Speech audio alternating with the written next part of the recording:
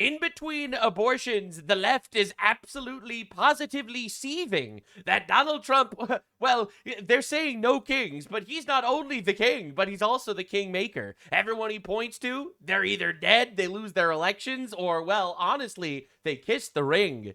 Iran is crumbling, Cuba is collapsing.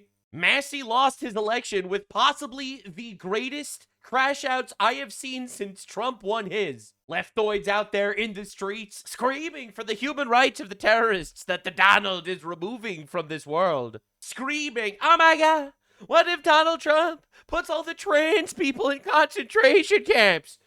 Don't threaten me with a good time, okay? If that happens, we'd live in paradise. Let's be real. Now, I'm not advocating for it. I'm just noticing that society would get measurably better very quickly. Probably by coincidence. Lock in, boys and girls. Definitely subscribe. Crazy Deep Dive today. New Deep Dive every day and all the things covered in the least homosexual way possible. Once again, please subscribe. It helps a lot. Leave a like. Be nice. Also, just wanted to update you. I will be on like a little vacation for like the next 2 days.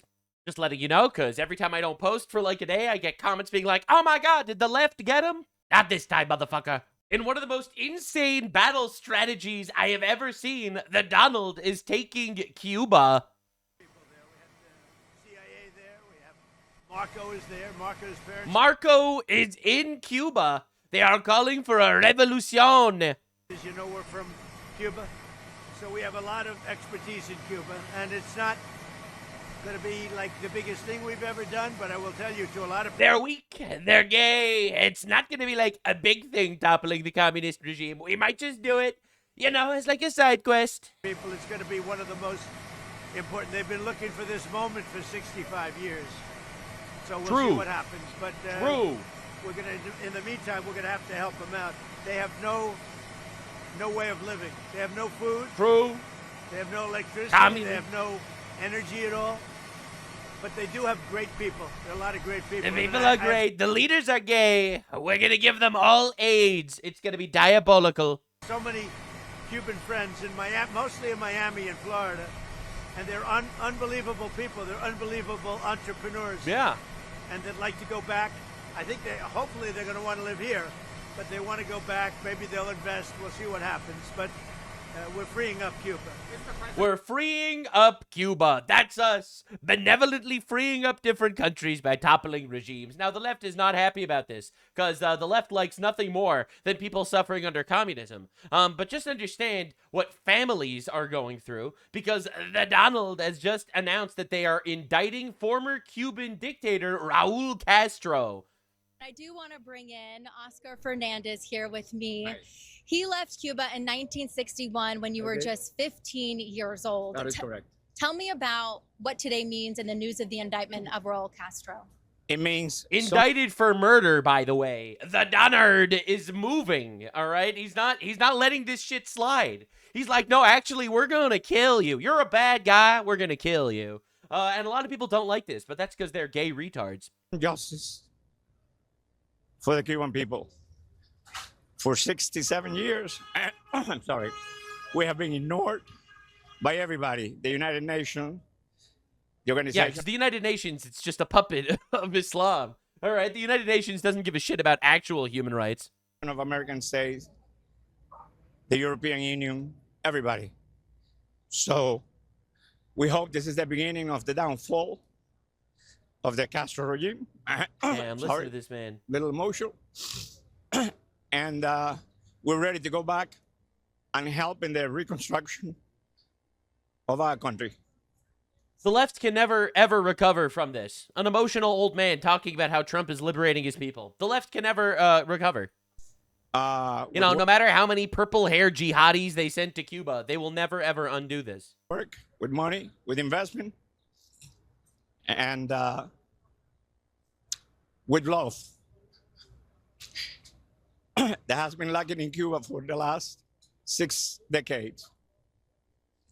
Oscar, thank you so much for sharing your perspective. Yeah, so isn't the libtard world order great? How actually we need to respect the sovereignty of Cuba. That's a dictatorship that's massacring, you know, and imprisoning and torturing and starving their own people. We should embrace their financial alternative. Isn't communism just Just awesome. Now, remember, Nick Shirley went to Cuba, and he was almost taken a hostage there. This video has 10 million views, right? He was almost taken a hostage in Cuba. Secret police was following him around because he was asking the wrong questions. Now, of course, obviously, there is a reason why they let in Hassan Piker and Greta Thunberg, and they arrested Nick Shirley. It's because the left obviously lies to you about Cuba. It's because the entire leftoid order is a propaganda shit pile of lies, all right? And they would not survive if not for the constant infighting on the right. Now, Cuba is out of fuel. Havana has 1 to 2 hours of electricity a day. People are searching rubbish bins for food and heat. And Cuba's collapse has been officially predicted since 1992. Everyone's been saying this was going to happen, obviously.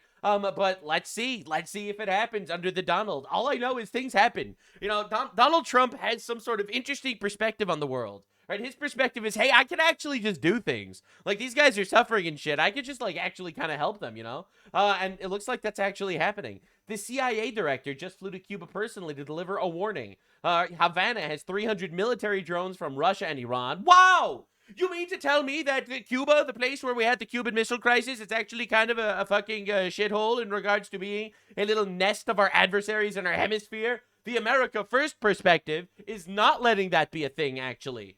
You know, Cuba's disgusting striking Florida, Guantanamo Bay, and U.S. vessels after acquiring 300 military drones from Russia and Iran. In what would potentially be the dumbest fucking thing I have ever heard in my life. Now, activists who sent Ilhan Omar's daughter and Hassan Piker to Cuba, right, for aid trips, wow, has ties to Hamas and Iran. Like, bro, you cannot make this up. Like, it's actually the dung beetle Avengers, okay? Jihadi Power Rangers all show up to Cuba to flex and talk about how actually communism is great, while all the people there are literally starving. All right, starving and dying and being imprisoned for voicing their opinions against the communist regime that's been torturing them. All right, but for some reason, like, dude, just look at her face, bro. Skeletor over here is not going to change your opinion on Cuba. All right, come on, dude. This phenotype lies. Smeagol-ass looking motherfucker, jihadi Hamas Iran supporter, is also literally organizing the trips to Cuba. Wow, color me shocked and surprised. It's almost like the entire leftist ecosystem is absolutely relying on the fact that our adversaries survive.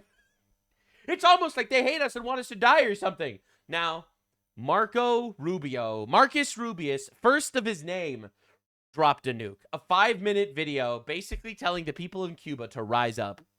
En un día como hoy, en el 1902, la bandera cubana ondeó por primera vez sobre un país independiente. Oh, shit. Pero sé que hoy ustedes, today, quienes llaman a la isla su hogar, atraviesan dificultades. Are going through unimaginable hardships. Today I want to share with you the truth about the reason for their suffering. And I want to tell you what we, the U.S., are offering to help you. Not only to alleviate the current crisis, but also build a better future. The reason you are forced to survive 22 hours a day without electricity is not due to an oil blockade by the United States. But I was told by Hassan Piker that we are the ones that are starving the Cuban people. I can't believe it. You mean to tell me Hassan Piker was on the side of the terrorists all along? As if I'm gonna believe that. He's so good to his dog. Why would someone who's so good to his dog work with terrorists? But you know better than anyone. You've been suffering from blackouts for years. The real reason you don't have electricity, fuel, or food is because those who control your country have plundered billions of dollars, but nothing has been used to help the people. 30 years ago, Raul Castro founded a company called Gaisea. The company is owned and operated by the armed forces and has revenues 3 times greater than your current government's budget. Oh my God, I didn't know that. Today when you suffer, these businessmen have $18 billion in assets and control 70% of Cuba's economy. They profit from hotels, construction, banks, stores, and even from the money your relatives send you from the U.S. Everything passes through their hands. From those remittances, they retain a percentage, but from Gaza's profits, nothing reaches you. Instead of using the money to buy oil, like all other countries in the world, they depended on free oil from Hugo Chavez and Maduro to keep the money. But now, the free oil has stopped coming. And they buy fuel for their generators and their vehicles, while the people are asked to sacrifice. Instead of using the money to maintain and modernize the damaged power plants, they use the money to build more hotels for foreigners and to send their relatives to live in luxury in Madrid. Many such cases. It's so funny how all these fuckers have like the same game plan. You know, Hamas terrorists, they did the same shit. Right? All the leaders of Hamas were billionaires living in like some fucking penthouse in Qatar until Israel removed them from the game. All right? And until Israel ended their save files. All right? You know, they were living it big as billionaires there while the people in Hamas were like allegedly starving. You know, it's the same shit everywhere. They're just bad fucking people. And that is the issue with basically every single one of these non-quote-unquote democratic systems. The people don't have a voice. They are oppressed. And communism just means the state owns everything, which gives them even more leverage and power to do whatever they want. Today, Cuba is not controlled by any revolution. Cuba is controlled by Gaisa, a state within the state that is accountable to no one and hoards the profits from its businesses for the benefit of a small elite. And the so-called role played by the so-called government is to demand that you continue to make sacrifices and repressing everyone who dares to complain. True. President Trump is offering something between the U.S. and Cuba, but it must be directly with you, the Cuban people, not with Gaisa. First, we are offering $100 million in food and medicine for you, the people. Bro, can you imagine that $100 million could have been going to condoms in Zimbabwe, and then Elon Musk decided to shut that shit down? Can you believe it? But must be distributed directly to the Cuban people by the Catholic Church or other trusted charitable groups, based, by the way, not stolen by Gaisa to sell in one of their stores. But the Cuban people are not interested in permanent charity. You want the opportunity to live in your own country, the way your relatives live in the U.S. or in other countries of the world. Today, from media to entertainment, from private sector to politics, and from music to sports, Cubans have reached the top of virtually all industries in all countries except one. Cuba. Today in Cuba, only those close to Gaisa elites, or who have part of it, can have profitable business. But President Trump is offering a new path between the U.S. and a new Cuba. New Cuba! A new Cuba where you, the ordinary Cuban, and not just Gaisa, can own a gas station, or clothing store, or a restaurant.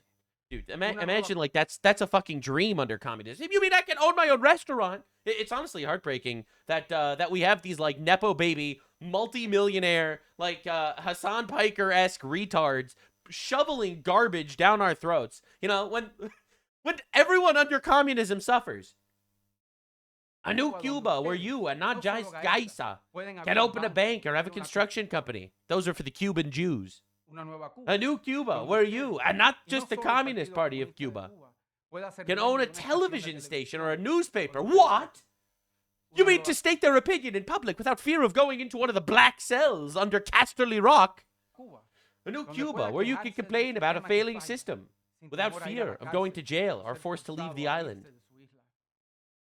A new Cuba where you have a real opportunity to choose who governs your country and vote to replace them. That's crazy. If they are not doing a good job, that is not impossible. All of this exists in the Bahamas, in the Dominican Republic. Shout out to the Dominican Republic, by the way. They just deported like 100,000 Haitians. Absolute fucking legends. Jamaica, and even 90 miles away in Florida. If owning your own business and having the right to vote is possible around Cuba, why is it not possible for you in Cuba? That's right. In the U.S., we are ready to open a new chapter in the relationship between our people and our countries. And currently, the only thing standing in the way of a better future are those who control your country. Oh, shit. All right? Basically, rise up, people. Liberate yourselves from bondage. Obliterate those absolute retarded commie motherfuckers. Insane shit, man. Just absolute insane shit. Fox News alert, the Justice Department just indicted Fidel Castro's little brother. Today, we are announcing an indictment charging Raul Castro and several others with conspiracy to kill U.S. nationals. That's right, baby. Yeah. Raul Castro. Trump taking a break from overthrowing Thomas Massie to overthrow the government of Cuba. Absolute fucking giga Chad. Castro, one of the last surviving members of the Cuban Revolution, is being charged with conspiracy to kill Americans, destruction of aircraft, and murder. Good. In 96, Havana shot down two planes full of Cuban-American exiles leaving Miami who were trying to save their brothers from Castro's clutches. For nearly 30 years, the families of 4 murdered Americans have waited for justice. They were unarmed civilians and were flying humanitarian missions for the rescue and protection of people fleeing oppression. See, that's real humanitarian aid. Not like the Hassan Piker, Gucci communist billionaire version of humanitarian aid. Where they go to Cuba and they sing these little gay songs and they do propaganda for the oppressors, right? Like, do not fall for this psyop, man. Across the Florida Straits.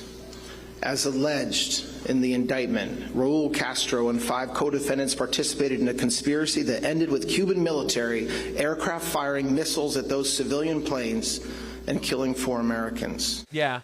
The Florida grand humbly fuck yourself, Mr. Castro. We are going to destroy you. It's going to be awesome. was presented evidence of Raul Castro ordering the hit.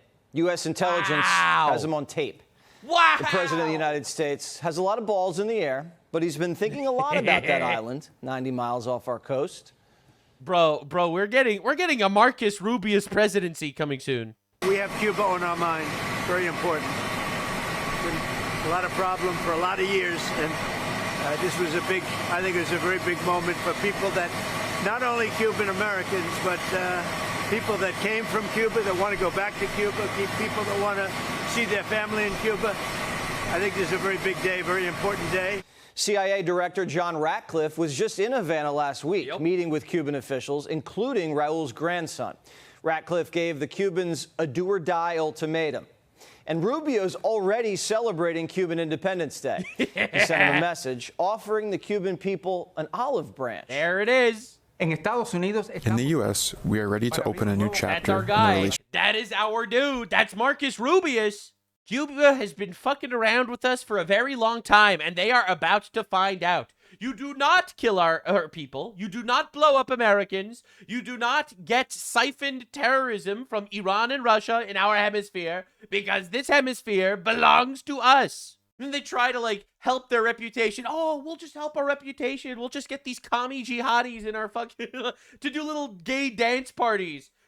Trying to free Palestine from Cuba. All right, that'll work. That'll absolutely work, brothers.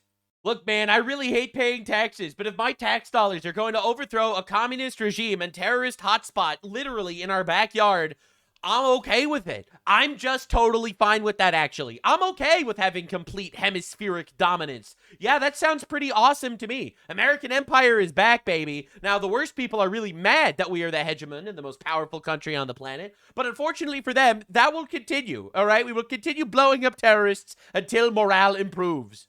Fuck you very much. Now, the Donald, after having come back from China, and China no longer wants to support Iran in literally any way, it's really bad, all right? So on our little spree, we obliterated Maduro in January, Khomeini in February, Abu Bilal al-Minuki, that's the chief ISIS guy from Nigeria. All right, Castro is now indicted, which is a huge W. We have to say the Iran situation is winding down, all right? We're negotiating with Iran, and then you have the Democrats. I call them the Democrats. Oh, true, Mr. President. Putting in a bill that Trump should immediately stop. You know how it is to negotiate with a country? It's really rough. Imagine trying to negotiate with these guys while the they're reading our media, and our media is like, Trump is spiraling. He has absolutely no way. And I'm sure that some dumb fuck jihadi Islamic retard that's running that country. I'm sure those morons believe them. That's the craziest part. I'm sure they believe them. where you're beating them badly. They come to the table, they're begging to make a deal, because they're begging to make a deal. I hope we don't have to do the war, but we may have to give them another big hit. We may have to give them another big hit. That's happening this Friday or Saturday, by the way. My Jew connections told me. Sure yet. You'll know very soon. But how do you feel when you're negotiating? You're winning every point, and they say, but in Washington, they want to stop you from negotiating. They want to stop you, and it's only political. It's the Democrats. They're dumb. They're It's dumb. a new name. Actually, Mr. President, I don't think they're actually dumb. Like, they have good IQs, like, on average. You know, obviously, they're still American, so it's not like they're from Somalia, all right? So I wouldn't call them dumb. They're evil. They're actually just evil and rooting for the other guy and want them to win. They want Iran to win. They want the assassins to get you. They're actually just evil and hate our country. That is why they'll root for every single one of our adversaries without fail. It's actually pretty simple. However, and no one will ever talk about this ever, it is a massive blow to our nation, all right? If we are up against these morons, and these morons are reading our media, and the media is like, Trump is spiraling, he's losing everything, Trump is totally done with it, he doesn't know what to do, he has no plan, he's cooked. All right, then you have Iran, you have them reading this shit, and they're like, you know, and they fucking blowing themselves up. Which, I mean, I guess is like one of the highest civilian honors in Iran, so. It's a very accurate name. So I'm in the middle of a negotiation. I'm saying you cannot have a nuclear weapon. And it comes over the wire that the Democrats want to stop Trump from further negotiations. They want to stop Trump from, if he has to. Mr. President, it's time to open up asylums. Could we please start executing people for treason? I think it would be very entertaining. It would be a morale boost for sure. Giving them another slap. They want to have a nuclear weapon to blow up the Middle East and to blow up, frankly, the world. It's not going to happen. Yeah, so anyway, and then you have the Democrats being like, well, actually, if we can have a nuclear weapon, why can't they? Because we are the goats, and they fucking suck, and they rape sheep, okay? All right, that's how it works. I'm so tired of this. Like, the fake, false moral equivalence. It's like, why is it fair for us to have healthcare and for the Iranians to... excuse me, what are we doing here? Yes, we want our country to be the best country in the world. We are the most powerful. We want to stay that way. We don't want to get blown up by nukes. But all cultures are the same, not the ones that rape sheep. All right, anyway, so he keeps going, by the way. The Dunnard was on a roll today. On Iran, just a limited deal, just for a longer ceasefire. We'd have to open the strait. That would open immediately. So we're going to give this one shot. I'm in no hurry. You never think, oh, the midterms, I'm in a hurry. I'm in no hurry. Ideally, I'd like to see few people killed, as opposed to a lot. Nice. We can do it either way, but I'd like to see few people killed. I just wonder whether or not they have the good of the people, because some of the things they're doing to me means they don't have the good of the people, and they have to have the good of the people. There's a lot of anger now in Iran because people are living so badly.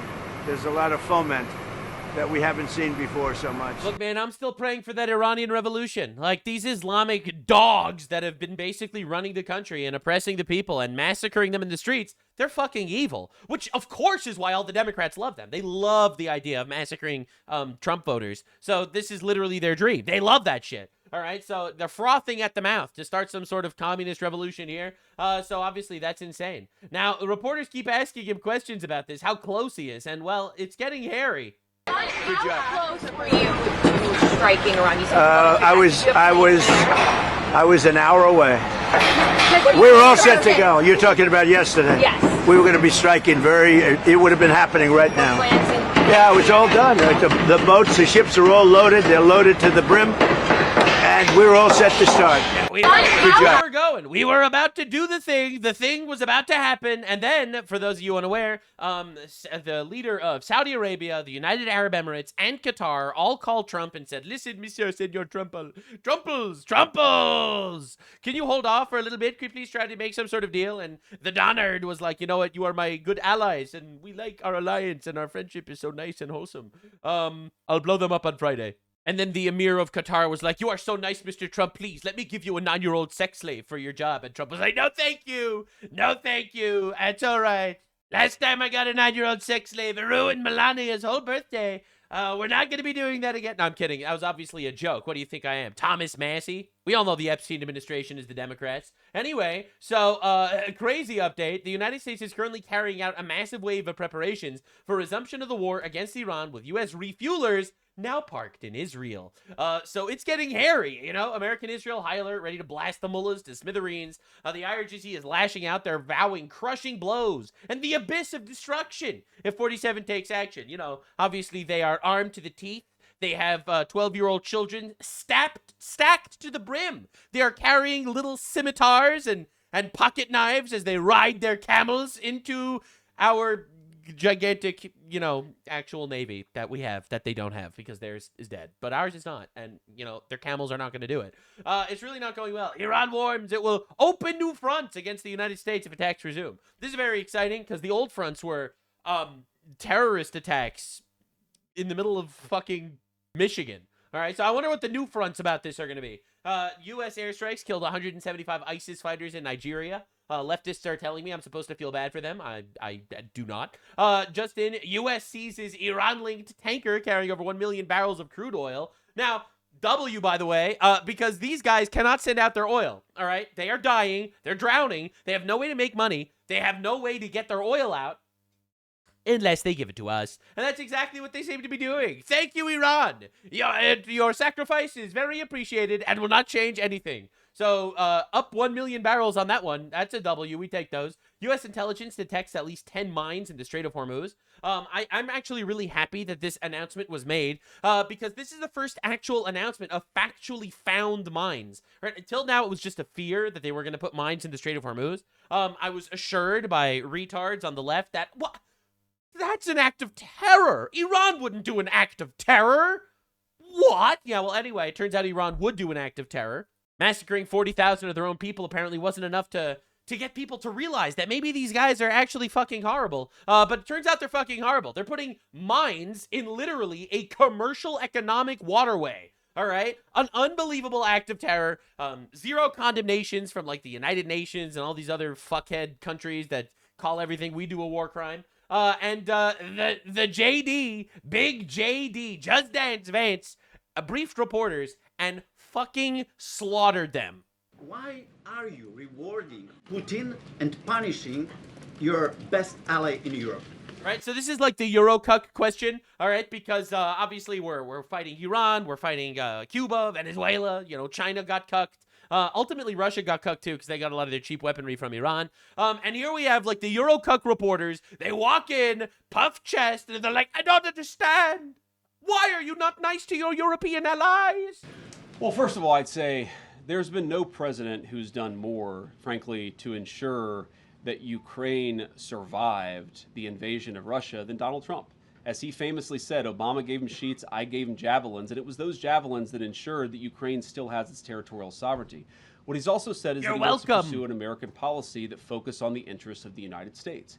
And part of that foreign policy... God, I'm so grateful that we have people talking about this normally. Yes, the America First policy is actually killing the terrorists that are trying to kill us. Overthrowing the terrorist hotspots in our backyard. That is actually America First. Yes, cucking China by toppling Venezuela and Iran's oil supply is actually, yes, an America First policy. China can't invade Taiwan if they have no oil, and that's what they want to do, and we don't want that. All right, our computer chips are being made in Taiwan. All right, we're not playing that game. This is geopolitical masterclass by the Donald from an America First perspective. America First doesn't mean live in your little fucking cave and tremble, and hopefully the world doesn't blow up around you. That's not America First. That's called fucking stupid. Policy is not to reward Putin or not to punish a country like Poland, which we love. We love Poland. We love the Polish people.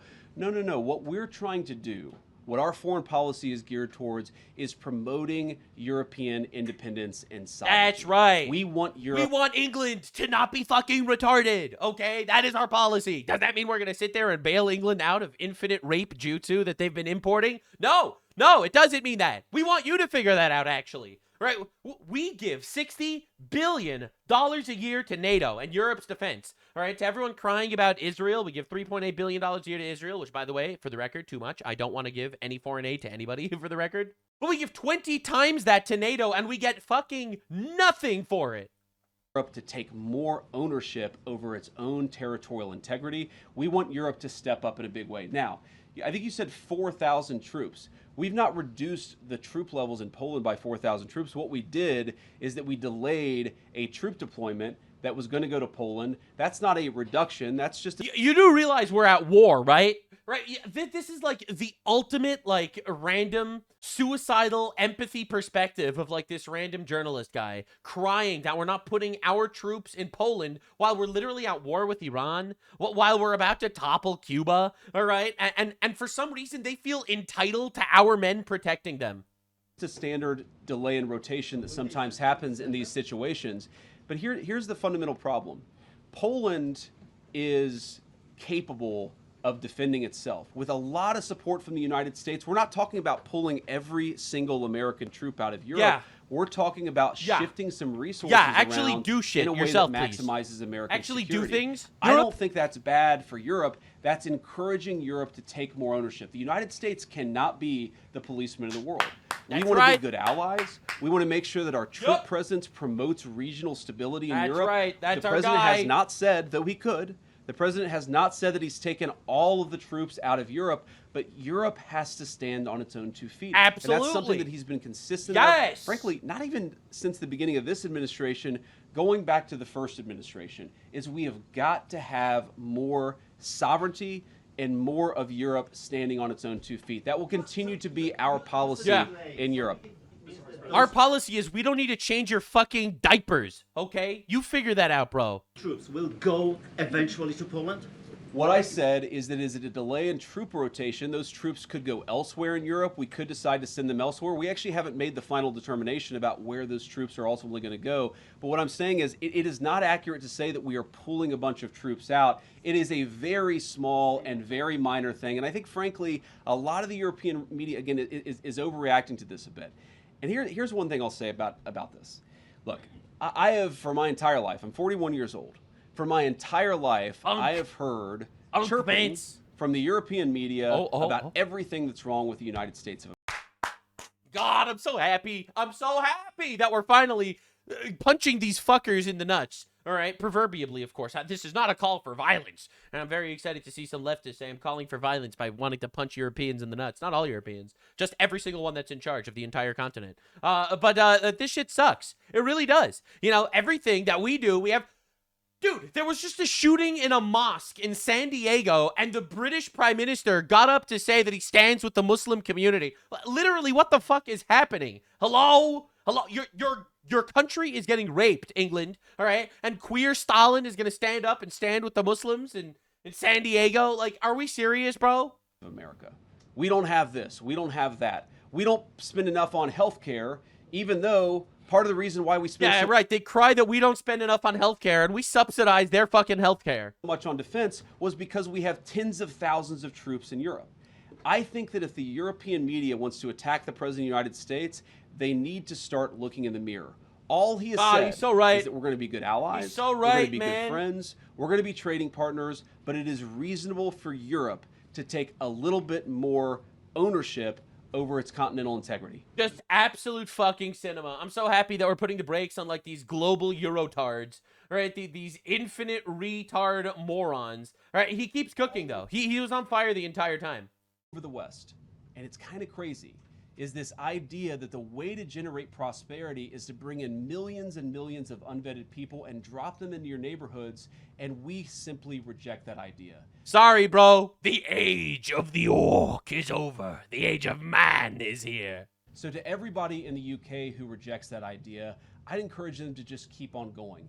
It's okay to want to defend your culture. It's okay to want to live in a safe neighborhood. It's okay to want your job. Are you trying to imply that importing people from Pakistan makes the neighborhood less safe? Yes. That is actually what he's saying. Yeah, he is saying that actually if you take a bunch of orcs and you relocate them to the Shire will no longer be the Shire. Yourself and your neighbors and not to a stranger who you don't even know. It is reasonable for the people in Western... He's racist. No, this is not about... I love the Pakistani people, especially when they're in Pakistan. All right, that was a lie. I promised I'd always be truthful with you. I don't love the Pakistani people. Societies to want to control who comes into their country and who doesn't. a lot of people, frankly, a lot of people in the media have tried to persuade all of those people that it's somehow racist to want to protect your borders, he's so right. even though very often the very people who are most affected by low-wage immigration are lower-income Black and Hispanic Americans right here in the United States of America, and I guarantee that's true in the UK. True. So we believe in making America great again. You can't do that unless you protect your borders. I'd encourage our friends in the UK to follow the same path. God, he's so right. He has just been on fire. Like, you know, blasting them for calling it far right and fascist and shit like that. Every European outlet shitting on us. Hello? Look in the mirror, retards. All right, he also goes in on one of our favorite stooges in America. You read the things about Ilhan Omar and about, you know, who she married and whether she didn't marry this person or that person. It certainly seems like something fishy is there, but everybody's entitled to equal justice under the laws. So we're going to investigate it. We're going to take a look at it. If we think that there's a crime, we're going to prosecute that crime. Ilhan Omar is going to jail, just like this person. This is the Minneapolis daycare owner featured in Nick Shirley's video, Fahima Ege Muhammad, charged with wire fraud and conspiracy for allegedly stealing over $4.6 million through false claims to federal and state programs. This is the owner of the Quality Leering Center, and she is in custody, baby. Remember when people were immediately saying Trump wasn't going to do anything about the fraud in Minnesota just because it didn't happen immediately? Remember when everyone was like crashing out that Nick Shirley's whole video exposed all this shit and literally nothing happened? Remember when everyone was losing their mind over that, and then it turns out that was just complete and utter hysteria? Now, massive red alert. Your FBI shut down a call center operation in India that defrauded hundreds of elderly victims in the U.S. and abroad out of millions of dollars through tech support scams, and 2 senior executives who operated a business that enabled it. They have just admitted to being fucking retarded, and they are shut down. Red alert, gentlemen. Trump is shutting down the Indian call centers. You're blackpilling, and he's shutting down the Indian call center. Please, Mr. President, sir, do not redeem. And he fucking redeemed, baby. Now, of course, the media is doing their usual shtick. As Trump turns 80 next month, his recent behavior should prompt even more questions than usual about his stability, judgment, and mental sharpness. Long overdue. Something is very wrong with Trump, says Tom Nichols, the same guy who made this article, Leave Joe Biden Alone. You can't make this up, man. These people are delusional retards. But just to wrap up on the Iran front. Alert, the president's been speaking with his national security team after calling off airstrikes at the last second. How close were you to striking Iran? You said I was an hour away. I was an hour away. I was thinking of all the goats that could be rescued by killing some terrorists, and I really wanted to do it. We were all set to go. You're talking about yesterday. Yes. We were going to be striking it would have been happening right now. Yeah, it was all done. The boats, the ships are all loaded. They're loaded to the brim, and we were all set to start. Our Gulf allies begged the president to give peace a chance, but 47 declared... For the record, I think this is some sort of strategy. I said this before, but I think that all of our Gulf allies getting together, talking to us about peace, those motherfuckers don't want peace. They hate Iran. Iran attacked all of them, blew up one of the UAE's nuclear plants like 2 days ago, okay? All right, let's be honest here. They hate Iran, all right? I think them, quote-unquote, calling us to make peace is part of a strategy, and I think we're going to be striking on Friday or Saturday. All right, and if I am correct, you could just call me Nuxtradamus, but I think it's going to happen. It's going to be insane. New deadline, Memorial Day. I'm saying 2 or 3 days, maybe Friday, Saturday, Sunday, something, maybe early next week, a limited period of time. Because we can't let them have a nuclear weapon. If they had a nuclear weapon... No, everyone's always saying, Trump is chickening out, he's pushing the deadline. What's the rush? They're literally gargling in their own feces, dying because we have the blockade. Like, fuck these people. I don't understand. They would start with Israel. They would blow it up, and they would blow it up fast. The president's ordered his team to be prepared to bomb at a moment's notice. So it could happen tonight, Friday, whenever. Generals say the Iranians are going to wage economic terrorism until we take our fingers off the trigger. No way! Iran. No way! You mean terrorism? Iran? But I was told that they were just simple people trying to live their life. The Gulf states because they want that pressure put on the administration to stop the war. They got a ceasefire out of it, and now they're extending the ceasefire some 6 weeks, and they're absolutely convinced if they string this out closer to the midterms and oil prices continue to rise as a result of it, that the president may just wash his hands of the whole thing and declare victory. That's kind of what their objective is here. War is fundamentally about breaking will here, and they want to break our will. The Persians are squirrely. They've been doing this. But they don't realize they're up against the Donald. Now, Iran has never won a war before, you know, because they're 85 IQ inbred retards. But they've never lost a negotiation because they're willing to die. And they don't care how many of them die for their jihad. All right. So they've never won a war. They've never lost a negotiation.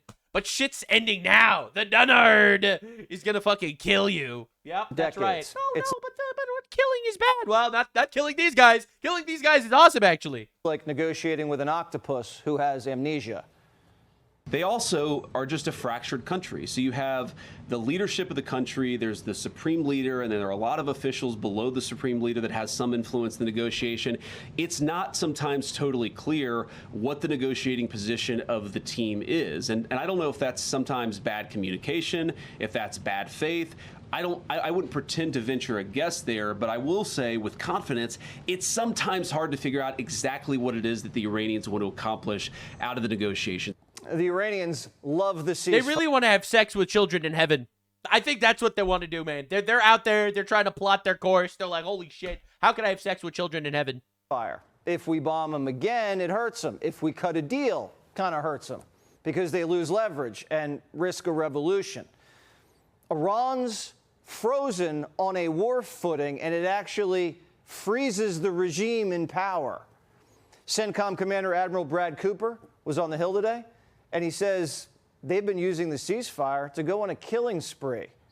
We saw them kill tens of thousands of their own people, and since the ceasefire, we've seen them hang dozens of people. Gotcha. Just yesterday, you saw the chief of police proudly announce that they arrested 6,500 Iranians for no reason. Holy shit. Trump has to change the status quo. Ooh. Iran's wounded, they're cornered, but they haven't surrendered. Not yet, but they will. They will. The Donald doesn't back down. Bro managed to win at least 2 elections in the United States. They tried to shoot him, they tried to kill him, they tried to jail him, they tried to impeach him, and the Donald got back up, and he was like, you know what, I'm gonna fucking do this shit. And you know what? He did. And look at the demons that we're up against, man. While costs are going up, and Iran's using the ceasefire to flex on CNN. Yeah. These kiosks have been set up in each of these sort of squares where members of the military there, you can see them with masks on. They're showing people, in this case a woman, the enemy within. We have CNN in Iran being their state propaganda, talking about, oh my God, Iran, they're so brave, the way they arm children to fight their war. That's right, oh my God. You see that little 8-year-old boy with an assault rifle that he could barely carry on a camel? He's going to be going up against our B-2 bombers. Wow, pray for little Abdullah over there. Hopefully little Abdullah manages to take down some of our shit. Yeah, you don't hate these fuckers enough, man. Trump wants to kill the terrorists. The terrorists literally want to die for Allah. The only people that actually doesn't want the terrorists to die are the Democrats, ironically. Least surprising news of the decade. Now, the Donald is literally slaughtering every one of his opponents in elections. All right, whether it's Democrats or Republicans that vote against him, the Donald made this tweet. All right, he hasn't been on Twitter in months, but he showed up, and it's pretty insane. Horrible Congressman Thomas Massie put out an old endorsement from many years ago of him by me, long before I found out that he was the worst congressman in the history of our country. I endorsed Ed Galrain, a true American patriot, and a Navy SEAL, by the way. All right, who they're all going to call un-American, which Massie knows full well, so the statement that he put out is fraudulent, just like he is fraudulent. Withdraw your fake statement, Massie, right now. President Donald J. Trump, 57 million views. This is actually massive. Now, in the past, when the Donald called out Massie in tweets, Massie would like retweet them when he would shit on Thomas Massie, and he would be like, "I ain't reading all that. I'm sorry. I'm happy for you though, or sorry that happened." And it's like, well, how did that turn out, fuckface? How did that turn out, brother? Did that go very well? I don't know. Well, this is Trump calling Thomas Massie a terrible congressman and a Democrat. Yeah, Thomas Massie's a terrible congressman. He's been a terrible congressman from day one. Dealing with him is just horrible. I don't think he's a Republican. I think he's actually a Democrat. He's not a libertarian. You know, sometimes they say he's really a Democrat. He votes against us all the time. He voted against the border wall. He voted against men playing in women's sports. He voted against transgender for everybody, the mutilization of your children. He voted against, again, open borders. We have the best border we've ever had right now. Nobody's coming in. Yeah, So, Thomas for the Massie's- record, this is Donald Trump, the president of the United States, and the most popular and influential politician in our country by a landslide of the last decade.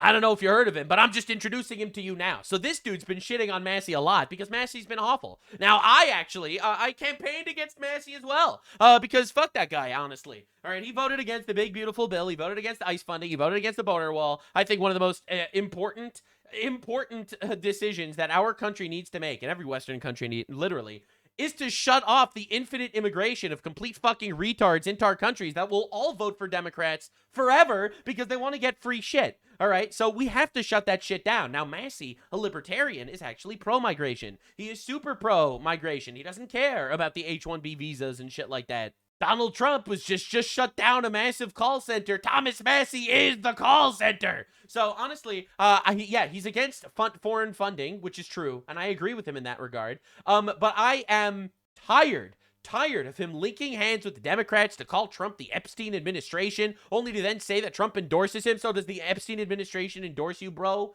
Now, Thomas Massie invited from out of state, a Holocaust denier, obviously, wearing the American Reich clothes into his home this weekend. All right, this fucker over here, you know, he said, but in regards to meeting a rabbi, this is what he said. My policy is not to meet with groups that lobby for foreign governments. All right, understandable. Now, interestingly enough, this Ryan Mata guy that was in Massie's house and campaigned for him while wearing a swastika cheers on American troops getting kidnapped. All right, literally. This is the Iran state propaganda. So we got some breaking news coming in from RT. Unfortunately, the video of the Marines getting captured turned out to be a total dud.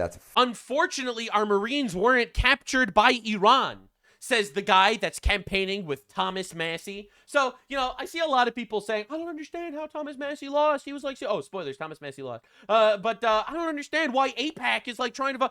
For the record, I hate AIPAC. I think AIPAC fucking sucks. I want zero lobbying from foreign governments in our countries whatsoever. But like this dude goes on Fox News and just listen to how he responds to comments. And it's like, yeah, I get why AIPAC was funding his opponent, actually. Of your district can understand the distinction you're trying to make. After 7 terms serving that district, will they decide to keep you in Washington now, sir? I think they will. Like I said, we've got an endorsement. Oh, it didn't age well. Of the pro-life groups, the pro-gun groups, the local elected officials, the congressmen. For the record, Thomas Massie has never passed a single bill through his entire time in Congress. He was a completely useless guy that occasionally was worse than useless because he voted with the Democrats. Just for the record. Kentucky, who've come down and campaigned with me. And my people are smart enough to understand that this is Israel trying to buy an election. Miriam Adel. Dude, no one's falling for this shit. Oh, the lowest IQ inbreds. I'm going to show you some really nice meltdowns as we keep going. You know, Tucker Carlson and Hassan Piker losing their mind that Thomas Massie lost, which is the greatest endorsement I've ever heard. But, like, are we serious? It's the Israelis in Kentucky that are not voting for you? Like, what? Are we even being serious? Adelson has spent so much money on my election, they're going to have to scale down that ballroom that she was paying for. And she was born in Israel.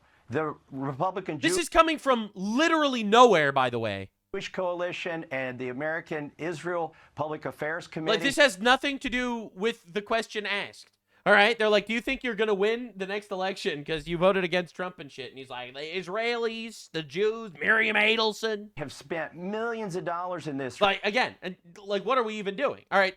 I've never seen him talk about Kentucky. I've seen him talk about Israel a lot. All right? So he lost. Spoilers, bro lost everything, like I called in my previous video. If you want to watch, you can see. It's me. It was me dancing on his grave a day early. Nostradamus strikes again. All right, listen, I'll just be real here. My Jewish context told me his loss was inevitable. So he gave, in my opinion, one of the most classless concession speeches I've ever seen. I would have come out sooner, but I had to call my opponent and concede, and it took a while to find Ed Galrein in Tel Aviv. Do you get it? Because the Jews own him? Do you get it? Navy SEAL, endorsed by Trump. The Jews own him, bro. Oh, we got him. Yeah. I didn't actually lose an election because I am an unpopular fuckface that voted against the border and shit and pissed off Trump constantly. I lost the election because the Jews got him. Like, bro, like, the Jews did a lot of things that you could, like, make fun of and stuff. But like this, are we serious? Oh, the Jews are the biggest funders of Ed Galrein. You know what? True. Thomas Massie's biggest funder is also a Zionist Jew, by the way. All right? Like, everyone's, like, playing the same fucking game, man. I did get the call through, though. I have called and conceded the race. We've been honorable the whole time. We've been honorable, he says, after saying, I couldn't find his phone number. It's in Tel Aviv. You know, we've been so honorable. Just for the record, Thomas Massie's single largest campaign financier is an American Jewish billionaire named Jeff Yass, who's a key figure in the far-right Israeli think tank called the Kohelet Policy Forum, which actively pushes for Greater Israel Project. Massie is literally the last person that can start accusing people of being under the control of foreign Jewish influence, Lamau. The other thing is, by the way, Thomas Massie's biggest funders are also Iranian billionaires. Iranian billionaires have been funding him too. And also, this far-right Jeff Yass, Jewish Israeli think tank guy, is also his biggest funder. But you know what? That doesn't suit the narrative, all right? That doesn't suit the narrative, so we're just going to ignore that, and we're just going to make believe the only reason why he lost is because the Jews bought the election. Because all the Jews in rural Kentucky voted for his opponent, I guess? All of the 3 Jews in the entire area voted for his opponent. Are we being serious? It's humiliating. So this is him now saying at the end of his speech, actually, this is all part of his plan, because he's planning on running for president. So our job, and I'm not going to make any announcements tonight. I'm going to go back, have me a medical margarita. I'll hang out and party with you all. You know I don't drink recreationally. I have medical margaritas. I even have a medical margarita card. But what happened? Right, you hear some retards in the audience screaming 28? What happened today? What happened tonight was God's will. And we have to figure out what was the purpose of having the biggest fight ever. Biggest fight ever. Why did it converge on one of 435 congressional seats? Ever. Right here in Kentucky. What was God's purpose? What is he showing us tonight? All right, great question. We're just getting started. I like that.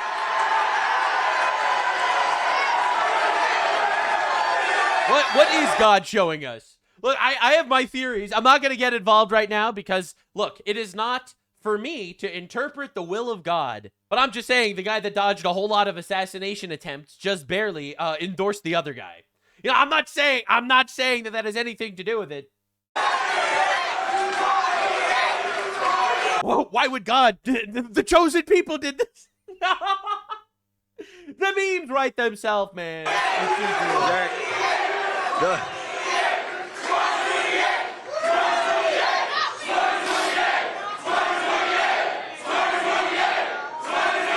Can I just make the observation that while all these nitwits are yelling and screaming for 2028 that he's going to somehow win the election in the entire country, can I just make your attention known that he lost the fucking congressional district? Like, bro, you think this man's winning the country? Couldn't win fucking District 4 in Kentucky.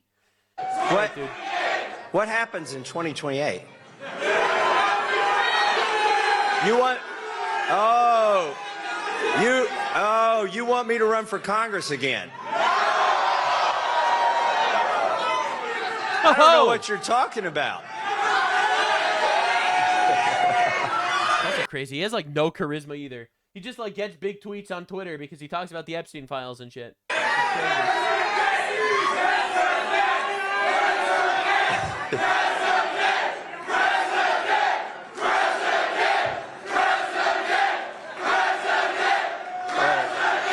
All right, well, you made a compelling argument. You spoke your piece, but I need a medical margarita right now.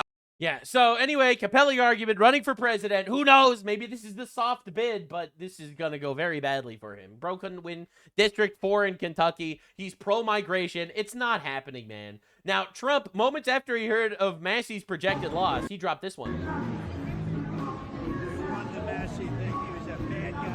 He was a bad guy. He deserved to lose. And he did, actually. He did lose, actually. Crazy update. Now, bro, everyone's been slaughtering him. look, I think we heard from Massie about, it was a lot about Israel, and this is Israel's race. It's not America. Well, the voters of Kentucky did not agree with that. Oh! Oh! Ultimately, the Israel first candidate was Thomas Massie all along. I mean, it's their district. It's the fourth district. It's their vote. It's their view. They did not buy what Tom Massie was saying. It looks like with these results on the Israel, component of this, even on the war, even if they want this war wrapped up, they are giving the benefit of the doubt to Donald Trump over Thomas Massie, the Epstein file, all of that. Trump wins. Bill Hemmer is going to hold on one second. Look, I'm just saying, Thomas Massie, with all of his Epstein documents exposing shit, not one guy was arrested. He didn't expose one pedophile. For all of his calling Donald Trump the Epstein administration, bro didn't expose a single guy. Let me just be real. Now, I have to show you the people losing their minds. It's the funniest thing in the world. Well, I predicted today on air at 11 a.m. that Massie would probably lose. And Me too. It didn't matter if the scientific polls basically showed he was a few points ahead. When I saw Hegseth there yesterday and how confident he was, and the Pentagon openly campaigning against an American citizen in an office. Campaigning against an American citizen? You mean like everyone's always done for all of history? Campaigning against an American citizen? Was campaigning against the power of the purse, against Congress. Power of the purse. Massie had almost as much money put into his election as his opponent. It just wasn't from like Jewish donors. Well, his biggest donor was Jewish, but it wasn't from like the super PACs. All right, like this is crazy. Unprecedented in U.S. history in 250 years, and I saw the confidence of Hegseth on stage with Massie's Israel-funded opponent. Israel. So it doesn't matter. Even a lot of polls, he's 10 points ahead. It doesn't matter he's 20 points ahead in Bali Market. It doesn't matter. I could see the confidence the fix was in. They had a lot of ways to get that done. Yeah, so they stole the election? Like, bro, are we serious?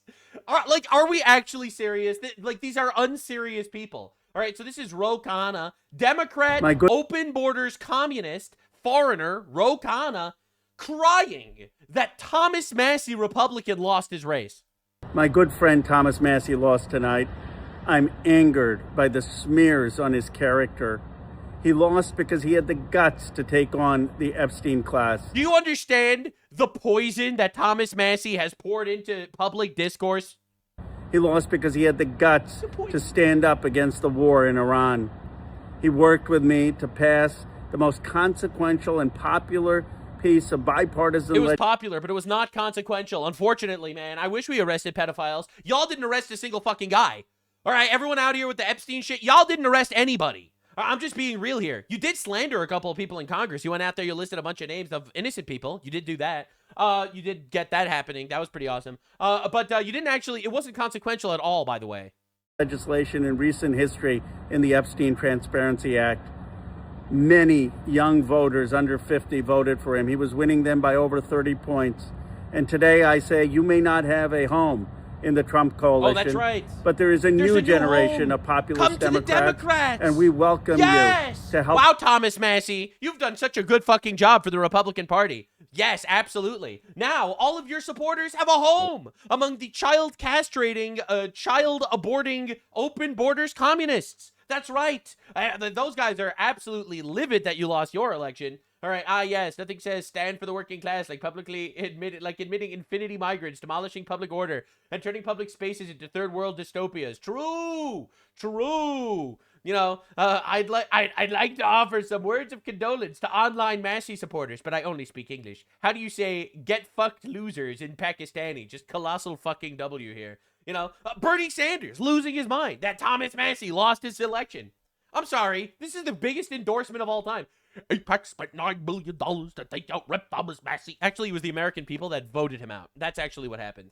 Trump mega donor spent another $7 million. He was the most ever spent in a House primary race, all because he defied Trump on Gaza and Epstein. Absolutely fucking not. He voted for open borders. He backstabbed Trump all the time. Like, what are we even doing? All right. No billionaire super PACs should not buy our elections. One person, one vote. And that's exactly what happened.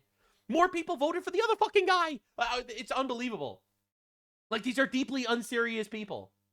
for his reaction tonight. I asked him, what would Gallrein's victory mean tonight for the president's track record? And they told me it means the president keeps his commitment. So this is definitely a race. That's right. The Donald is just undefeated. He points and he makes you a king. The Donald just fucking has a stranglehold on this. Now, the worst people are losing their mind. You know, this is Tucker Carlson laughing at people.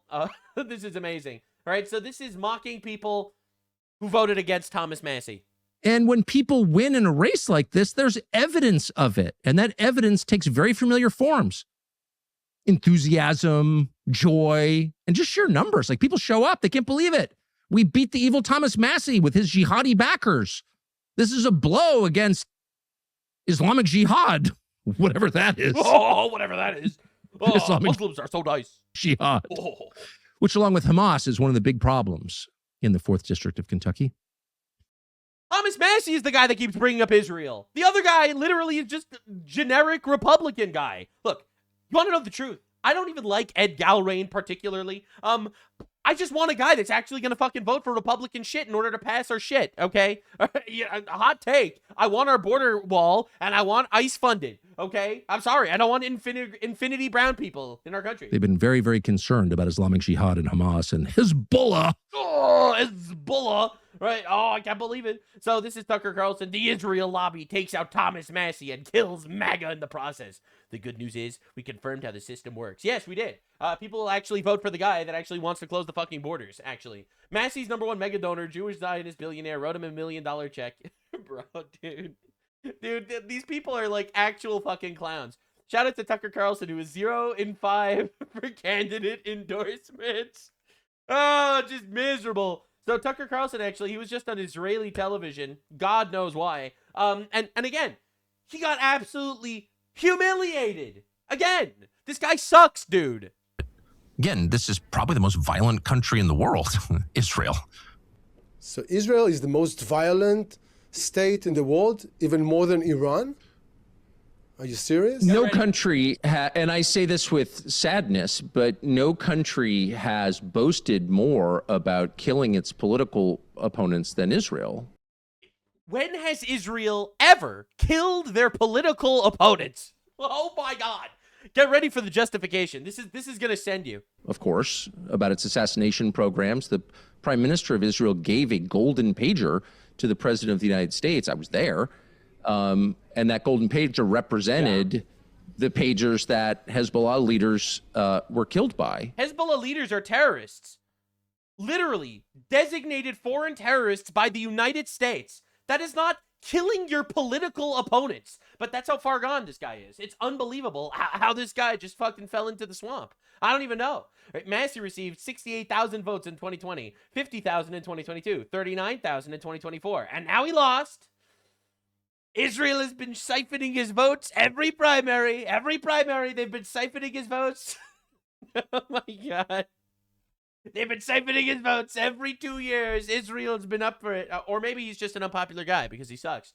All right, now Nick Fuentes, you know, talking about all of the concession. Trump politicians, party loyalists, influencers, guys like Captive Dreamer, emblematic of them. They're all saying something completely different. Uh-oh. And I told you that this is what they would do. That's right. All of them, the White House and the mainstream media, they have a completely different take on this. They say, right. why It's not that Israel bought the election in rural Kentucky. Thomas Massie lose? Well, it's not because the Jews injected $33 million to punish him for voting against foreign aid. They say this is a referendum on Trump's influence over the party. Yeah, basically. They have a very different take. They say that Trump pointed at the district, That's right. pointed at Massie, That's right. said he wanted him to lose, and so he lost. Correct. And you know what? He did that 31 times so far. He won 31 out of 31 endorsements. All right? I don't think anyone is paying actual attention to politics at some point because they're all fucking retarded. Massie was disloyal to Trump. Yeah. He voted to stop funding ICE. He called Trump a pedophile. He said the Epstein administration is doing this. He made a gigantic shit show over the Epstein files, which, by the way, nothing came out of that shit, for the record. Trump went against Massie, hand-selected a primary opponent, and Trump got his way. That's right. So the real message is not go against Israel, lose your seat. The message is go against Trump, you lose your seat. Yeah, basically, I guess. Yeah, actually. Yeah. If you're going to vote with the Democrats to try to impeach or slander the president of the United States that's on your side, that's trying to get shit done, that needs votes to pass, we got the big, beautiful bill passed by one vote. All right. Massie voted against it. All right. Like, are we serious? That was the centerpiece of Trump's entire policy. It's such a joke to make believe that that's insane. You know, Nick Fuentes is crashing out over this, dude. The neocons, these people, the Likudniks, they have been in control of the GOP, and all I know is this apparatus needs to be shut down. Yeah, bro is not happy, you know? I am going to make it my sole mission to take the words from tonight and shove it up their ass. I'm supporting Democrats at a pure vengeance. That's all I know. That's right. If we couldn't get an open borders Republican, well, then I'm going to vote for open borders communists, baby. That's right. That's going to show the Republicans who's boss. All right, so this is Antunes. You might recognize him from previous videos. He is a Muslim living in Europe. We stand with Thomas Massie. We stand with Thomas Massie, yada, yada. If Massie loses, it proves that voting doesn't matter and that U.S. politicians are handpicked by billionaires in Tel Aviv. Destroy MAGA. Burn MAGA. Vote Democrat in the midterms. Bro is literally a Muslim in Europe. Like, do you understand the PSYOP yet? Do you get the PSYOP? Is it working? Cenk Uygur, right? Big supporter of Thomas Massie. He had him on the show. Israel won in Kentucky. They 100% control the Republican Party. They will not serve America. They will only serve Israel. Unlike Cenk Uygur, who wants to import infinity Mexicans into America.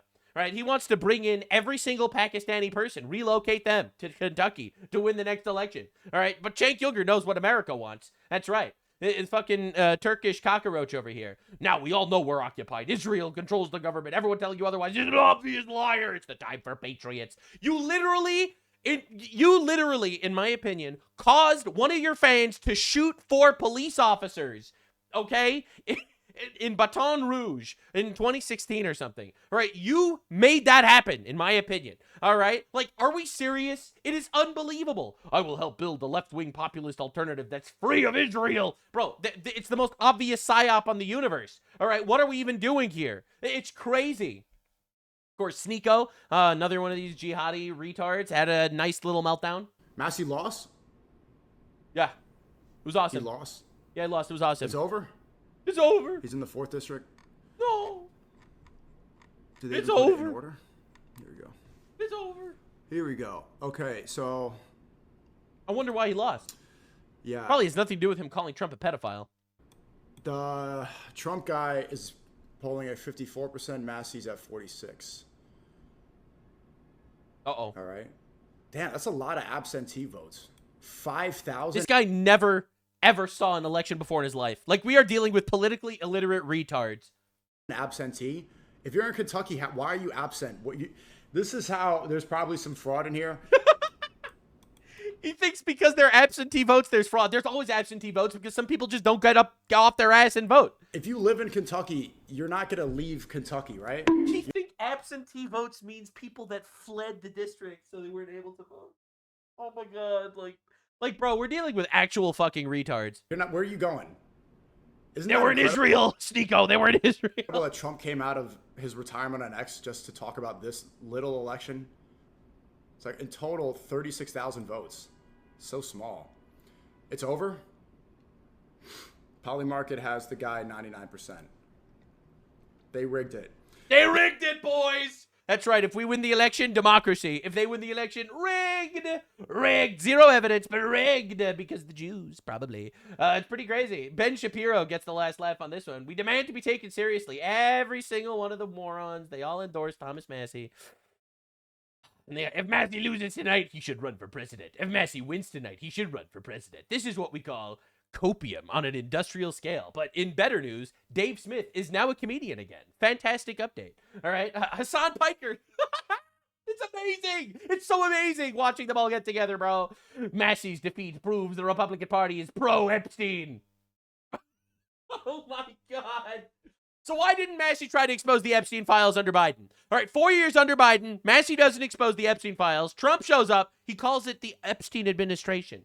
You know, try some sort of hostile takeover. Like, are we being serious here? Like, you are deeply unserious people. Pro-Epstein, pro-Israel cult, led by the cult leader, Epstein affiliate, servant of Israel, Donald Trump. It's like, it's the most obvious op of all time. It's not too late, Hassan. It's not too late. Please self-deport, Hassan. It's not too late, bro. You can still do it. Hassan crashes out when he sees the early results for Democratic primary. Things the president has done very effectively, going back 10 years in his leadership of the Republican Party and the country as president of the United States, is he said, you know, I want people who fight for... I'm done. Nice. I mean, it's nice little crash out from Hassan Piker because a Republican primary ended. You can't make this up, man. Like, why are they all so mad? Why are they all so mad? Duh. Something very bizarre is happening. A major sex scandal involving an incumbent Republican congressional candidate, being Thomas Massie, has been unfolded for a week, and with damning new details, and just a day before election. By the way, I covered this. All right, there are all sorts of allegations that he had, like, all these, like, he called them boner phones instead of burner phones, and he's been sexting with people, allegedly, right after his wife died. It was pretty weird stuff. Yet he paid someone to silence them, and stuff like that. Yet the mainstream media completely ignored it. They showed zero interest in interviewing anything, or even asking the candidate about it. Instead, the New York Times, Politico, ABC, and The Atlantic are doing puff pieces and softball interviews. Why is the left-wing biased media giving a Republican this kind of pass? That's so weird. I've never seen that before, unless literally, the left wanted Massie to win because he was basically just a leftist operative to destroy our party from within, essentially. Now, don't get me wrong. I'm tired of I'm also tired of the GOP. These guys suck. We need to reform it by electing more and more radical motherfuckers to actually implement our agenda little by little. Not these subservient, weird little slimy retards that are going to push every form of bullshit ever to throw it against ourselves. I'm done with the GOP. I'll be registering as independent. All right, dude. Yeah, really? You're done with the GOP? Can we get an update on Trump is slowly but surely losing control of the GOP? Any update on this one, brother? Any update on this one? Looks like he didn't lose control completely, sir. Thomas Massie should dedicate his remaining 7 months in Congress to burning it all down and revealing every last name on the Epstein list, including Trump's. Why didn't he? Why didn't he do it until now? Hello? You mean to tell me that until now he was protecting pedophiles? Was Thomas Massie a pedophile protector for like the last year and a half? Oh my God. He was a pedophile protector, wasn't he? All right. Based on my search of X-Post, Thomas Massie posted about Jeffrey Epstein 0 times in 2021, 1 time in 2022, 0 times in 2023, 2 times in 2024, 198 times in 2025. Now tell me. Does this guy really seem like the good faith guy that's actually just trying to find justice for victims? Now, to be clear, I agree. He should totally name every last guy on the Epstein list. I want all these billionaire pedophile motherfuckers going to jail forever or die. Ideally die. All right. I'm not calling for violence. I mean, after a trial, of course. But this is like sad. This is just sad. Israel bought a congressional seat for $12 million. Oh my God. Oh my God. That's right. Israel destroyed Thomas Massie with $12 million. Yup, that's what Israel's doing while they're at war. Yeah, that's right. Big Jew over here. He's just destroying little congressional districts. $12 million a piece. That's all it costs. I don't know if you heard. Right? The crash outs are unbelievable. Win re-election consistently for the last 14 years. Each time with less and less votes, by the way. Mildly criticize Israel once. Instantly lose. Interesting. I wonder if that's really why he lost. And it wasn't the fact that he's calling Donald Trump the Epstein president in the most Trump popular county in the fucking country. Yeah, that's right. It's the Jews. Yep. That's how it is, bro. I don't know what these memes are. Yep, that's how it is. You went against Trump. That's bro, are we like being serious? This is fucking retarded, man. Trump endorsed Andy Barr, and he won in Kentucky, replacing Mitch McConnell, by the way. Every single one of these anti-Republican retards is losing, all of them. 21 Trump-endorsed candidates won their primaries today, all right? But the Massie one specifically was rigged for Israel. These are deeply unserious people that fell for a psyop, and they're trying to tear our country to shreds. Don't fall for the fucking slop. Anyway, rest in shit, Massie. I'm convinced libertarians are retarded now, by the way. I really need someone to disprove this immediately because otherwise I'm totally radicalized.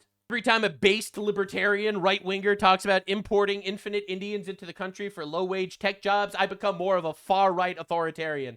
Literally every single day. I want a small government, but I want law and order, okay? And I am so against this infinite migration pussy shit. And if the libertarians don't want to play ball, then they're going to need to find themselves a home with the child castrators on the other side. The reason why Thomas Massie lost his election, and the reason why the majority of voters in his district did not vote for him, is because he's a schizophrenic retard. He calls Trump an Epstein affiliate and part of the Epstein class, and then he literally makes believe Trump endorsed him on his election because the Trump endorsement means so much to him. But he's still a pedophile, part of the Epstein elite. Based right-wing guy that votes against border security and ICE funding and the big beautiful bill. And then he's like, I agree with Donald Trump a heck of a lot more than I disagree. You fucked around too close to the sun, and you found out. Now, Theo Von, let's go. Rep Thomas Massie. And then he lost. Terrible day for Theo Von, honestly. Just absolutely miserable. It's really sad. It's really sad, honestly, that we have, like, these comedians. And I like Theo Von. I think he's a funny guy. I think he has a good heart and stuff. And I think he's been manipulated by, like, the internet blackpilling. And honestly, I just think he's not very intelligent, honestly. And he's falling for, like, all the shit. All right, so this dude is talking about how Theo Von's just spiraling. All right, so Joe Rogan continues to be worried about Theo Von's mental health and him spiraling out of control. He brought this up recently during a podcast, and the clip went viral, and then Theo felt the need to address it. Like, oh boy, this is gonna be a shit show. Lock in, everybody. I cover all the things every day. Rogan brought up Theo bombing his Netflix taping last year because afterwards Theo said, I'm just trying not to take my own life. So everybody started freaking out about it. But I think he said he was just joking and people took it too seriously, even though he admits he was going through it because he was trying to get off antidepressants. And he was caught up in some controversy. Like DHS posted a video using a clip. You're telling me that this is the guy that's talking about politics? It's so sad, man. Why can't comedians just be comedians, you know? Of him, which he got a ton of backlash for from the left. Then he told him to take it down. Then he got a ton of backlash from the right. And also Mark Maron made that joke in his special about how Theo would do a podcast with Hitler, which Rogan claimed caused him to start spiraling. So now whenever Theo's on Rogan's podcast, Rogan seems really concerned that he's losing it and antidepressants are making it worse. Like a few months ago when Theo was on there, he kept talking about how he's been on antidepressants since high school and he really wants to get off of them, but it's too difficult. Whenever they introduced antidepressants, that changed. Don't worry, he endorsed Thomas Massie. It's like the cognitive therapy side of things, like in therapist's office, it totally revolutionized, like industrialized therapy, and it ruined a lot of people. I think. Like one of my straight facts goals is to get off of antidepressants completely, man. I want to feel how I'm supposed to feel, so I can have thoughts and actions. Look, antidepressants help some people for sure, absolutely, but they are weaponized. All right, big pharma is getting people to push it, which is why Democrat policy put antidepressants everywhere. All right, listen, I will not lie to you. Every single TV show talks about antidepressants like they are literally the fucking savior. All right, antidepressants, son of God. You know, like, that's how it's talked about in every single TV show. It's like, and I was going through it, no, it was so bad. And then I took antidepressants, everything's amazing. And it's like, it's really tiring how this infinite propaganda machine is designed to drug our people, in my opinion, to psyop us and control us. Honestly. That like, I think 90% of people on antidepressants don't need to be. Make me feel connected to the world. That shit makes you feel dead, man. So why did you take them in the first place? Because I was in a bad relationship 20 years ago and I was having a tough day at school and they gave That's right. That's called child grooming. The left loves that, by the way. That's their favorite thing. To me, and then I never got off. Really? Because when you get off, I think we talked about this once. It's hard. Yeah, it makes you more depressed, and more fucked up, and you're all imbalanced, and you probably are addicted to them. Yeah. And so that's one of my goals is, and I noticed like, for me, I've been taking like methyl blue. I've been doing some things like, and I'm working with a doctor to help me, but I'm going to get there. And I'm just going to start to take the power back of myself more. Also during this podcast, there's this clip that went really viral and Joe got a ton of shit for it, where he told Theo he's losing his marbles after he started freaking out about everything going on in the world. Like this looked really bad on Joe's part, but afterwards when the clip started making the rounds, Theo came out and defended Joe and said he's been really supportive and he's grateful for him. It's all just a cat and mouse game. People are like, we'll elect the Democrats next time. It's like, but it's all the same shit has been happening forever. They haven't been helped. It is crazy how people fell into the black pill spiral and actually believe this. I'm telling you, it's like, it's the low IQ position. It really is. And it's so sad watching the PSYOP work on these people. Under Trump, right now, we have net negative migration for the first time in my lifetime, in your lifetime. Like, hello, this is the thing that everyone voted for. If, honestly, that was the only thing promised to us, and Trump became president, and it happened, we would call it a glaring success. He just promised more than that. All right, he promised mass deportations, which did not happen yet, unfortunately. And hopefully they will, and they probably won't, and hopefully we will be able to elect an even more radical guy to actually do that shit next time. All right, but that's how it works. things move incrementally. The Overton window shifted dramatically. They just signed a bill in Congress today stopping the grooming children into this trans garbage. At the time of recording this just happened 5 hours ago. U.S. passed legislation to stop the transgender indoctrination of our kids in school nationwide. This happened 5 hours ago, by the way. Okay, so this whole idea that, and also this is also a blow to the trans community. We're starting to file legislation to bring back hangings. Trans people in absolute shambles. It's one of the most transphobic rules I've ever heard is bringing back hangings for pedophiles. I can't believe it, honestly. Helping anybody forever. They're letting fucking politicians slurp on kids. All of our fucking money goes to Israel, and they're using it to fucking genocide. All of our money. 0.001% of our money goes to Israel. All of our money. Again, I'm against it. All right. I feel like I have to say this every single time. But the hyperbole is insane. We spend 20 times on NATO what we spend on Israel, and we get fucking nothing from NATO. Zero. All right. At least we get something from Israel. We get nothing from NATO. All right. For the record. All right. We spend so much more on all the socialized bullshit, the social services garbage here. All right. Like, it's an insane, myopic, low IQ way of thinking. I'm not even blaming Theo Von for this specifically. The entire ecosystem is so fucked by really radical, loud voices that are retarded and have no evidence. All right. Like, again, I am against all foreign funding. I don't want it. We spent more money on the Ukraine war than we spent on Israel in history of the country. All right. But no one wants to actually put this shit into perspective ever. All right. I'm against foreign aid. Yes, that includes to Israel. But like, can we put this into perspective for a second, please? People, it's like everybody is scared out of their wits right now. It's like our religious leaders are afraid to speak out, and it's like it's a time where it's like Satan is amongst us, and our religious leaders are fucking talking about bullshit at the poll. It's just like, what is going? I don't know, man. Your religious leaders. We gotta get you off those antidepressants, son. You're losing your fucking marbles. You think I am? Come hang out with us. Just chill out. I'm here. Just chill out at the mothership tonight. I do have to pee in a little while, but you can pee. I'm gonna pee in a minute, man. We'll let you. But no, people are just scared, dude. This is shit that I hear from people. They won't let you pee until you give them your guns. So you'd think after all the backlash Joe got for this, he'd avoid talking about Theo's mental health, especially when Theo's not there. But then last week during an episode, Joe and Marcus King were talking about antidepressants, and Joe brought up Theo wanting to get off of them and how he's been spiraling ever since his Netflix taping, and he's worried about Theo taking his own life. He was pretty dramatic about it, which if he's that worried, I don't know if publicly talking about it like this is going to help. But maybe since Theo is really open about it and taking antidepressants. No, that's an L move, bro. Health problems, Joe thought it'd be fine. Yeah, Theo Von's going through the exact same thing. And last time I was on the podcast, he was explaining it to me. And it freaks me out because I know Theo has had conversations before, like even publicly. He had a Netflix taping, and it didn't go well. It was like they shelved it. They never used it. And there was all these stories from people that were there saying he bombed. I think he just had kind of a breakdown. And when he was talking to the crowd, and there's a video of it, we said, the people were shaking, hey, we still love you. He goes, thank you. Look, I'm trying not to take my own life. That's what I'm trying to do right now. Yeah. And like, you hear stuff like that, and you just go like, oh, Jesus Christ. Yeah, I've known too many people that I didn't think were going to kill themselves and then did. And then he goes down these spirals where he starts talking about world events and freaking out. I'm like, oh, Jesus Christ. Like, I got to help this dude. And so I send him things about people getting off. Why are you talking about it on your podcast? Bro, not everything needs to be a podcast. Oh, my God, dude. And apparently there's some doctors that specialize in getting people off of them. But here's the thing about that chemical imbalance thing. That's not real. They used to think that was what these things do, that they treated a chemical imbalance. But then recently, studies have shown that that is not what they do. They don't exactly know what they do.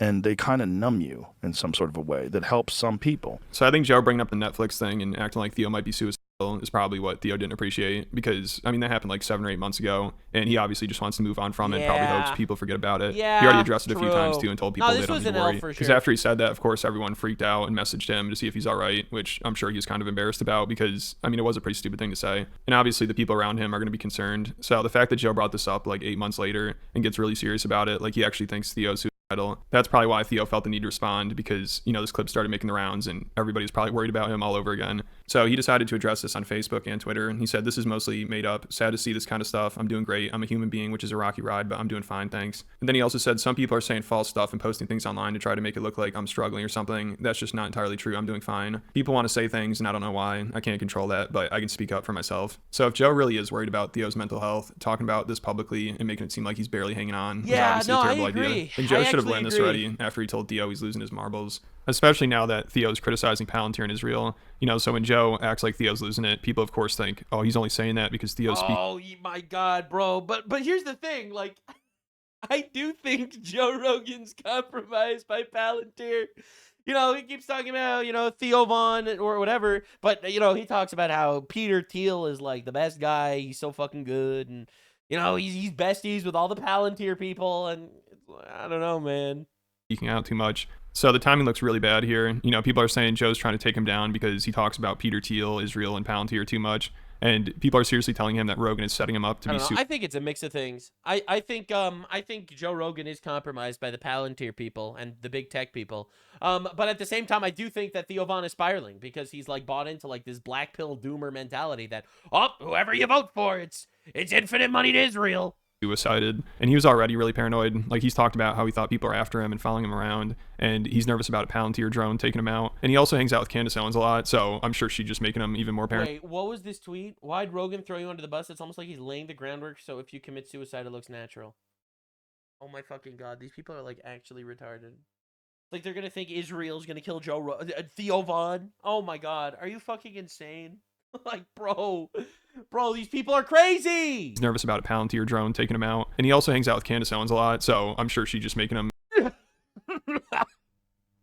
Fuck, bro. Like the little devil on your shoulder. Are we serious? Even more paranoid. You know, she thinks a Israeli assassin hired by the president of France is trying to take her out. So I'm sure she pushes these theories on Theo, and will probably tell him Rogan's trying to take him down. So I honestly wouldn't be surprised if he starts to believe it. But also, him and Rogan have known each other for a long time, so that'd be pretty wild. But I'm sure Theo has a lot of people in his ear telling him Rogan's trying to make him look crazy, or take him down, or even take him out, because he's exposing Israel and Palantir too much. So that'd be hilarious if Theo actually turned on Rogan. I love how exposing the secret cabals is just a couple of people with like zero idea or research just talking about things on podcasts. Hey, we may have lost Thomas Massie as a congressman, but look at it this way. We've gained a podcaster, ladies and gentlemen. The Thomas Massie podcast is going to expose everything, and it's coming soon. You'll see.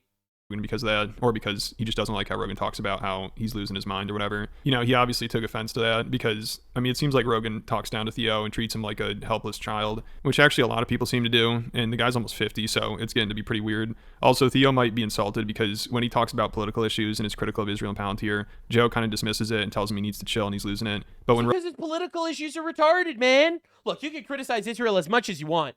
Criticizing Palantir is based as fuck, actually. I also criticize Palantir. I think that shit's insane. I also criticize Israel in certain regards when they actually do crazy shit. But saying that all votes are the same and they go to the same pedophiles that are just controlled by the Jews, it's like, my guy, what are we doing? This guy thinks that time-traveling Egyptian assassins killed Charlie Kirk.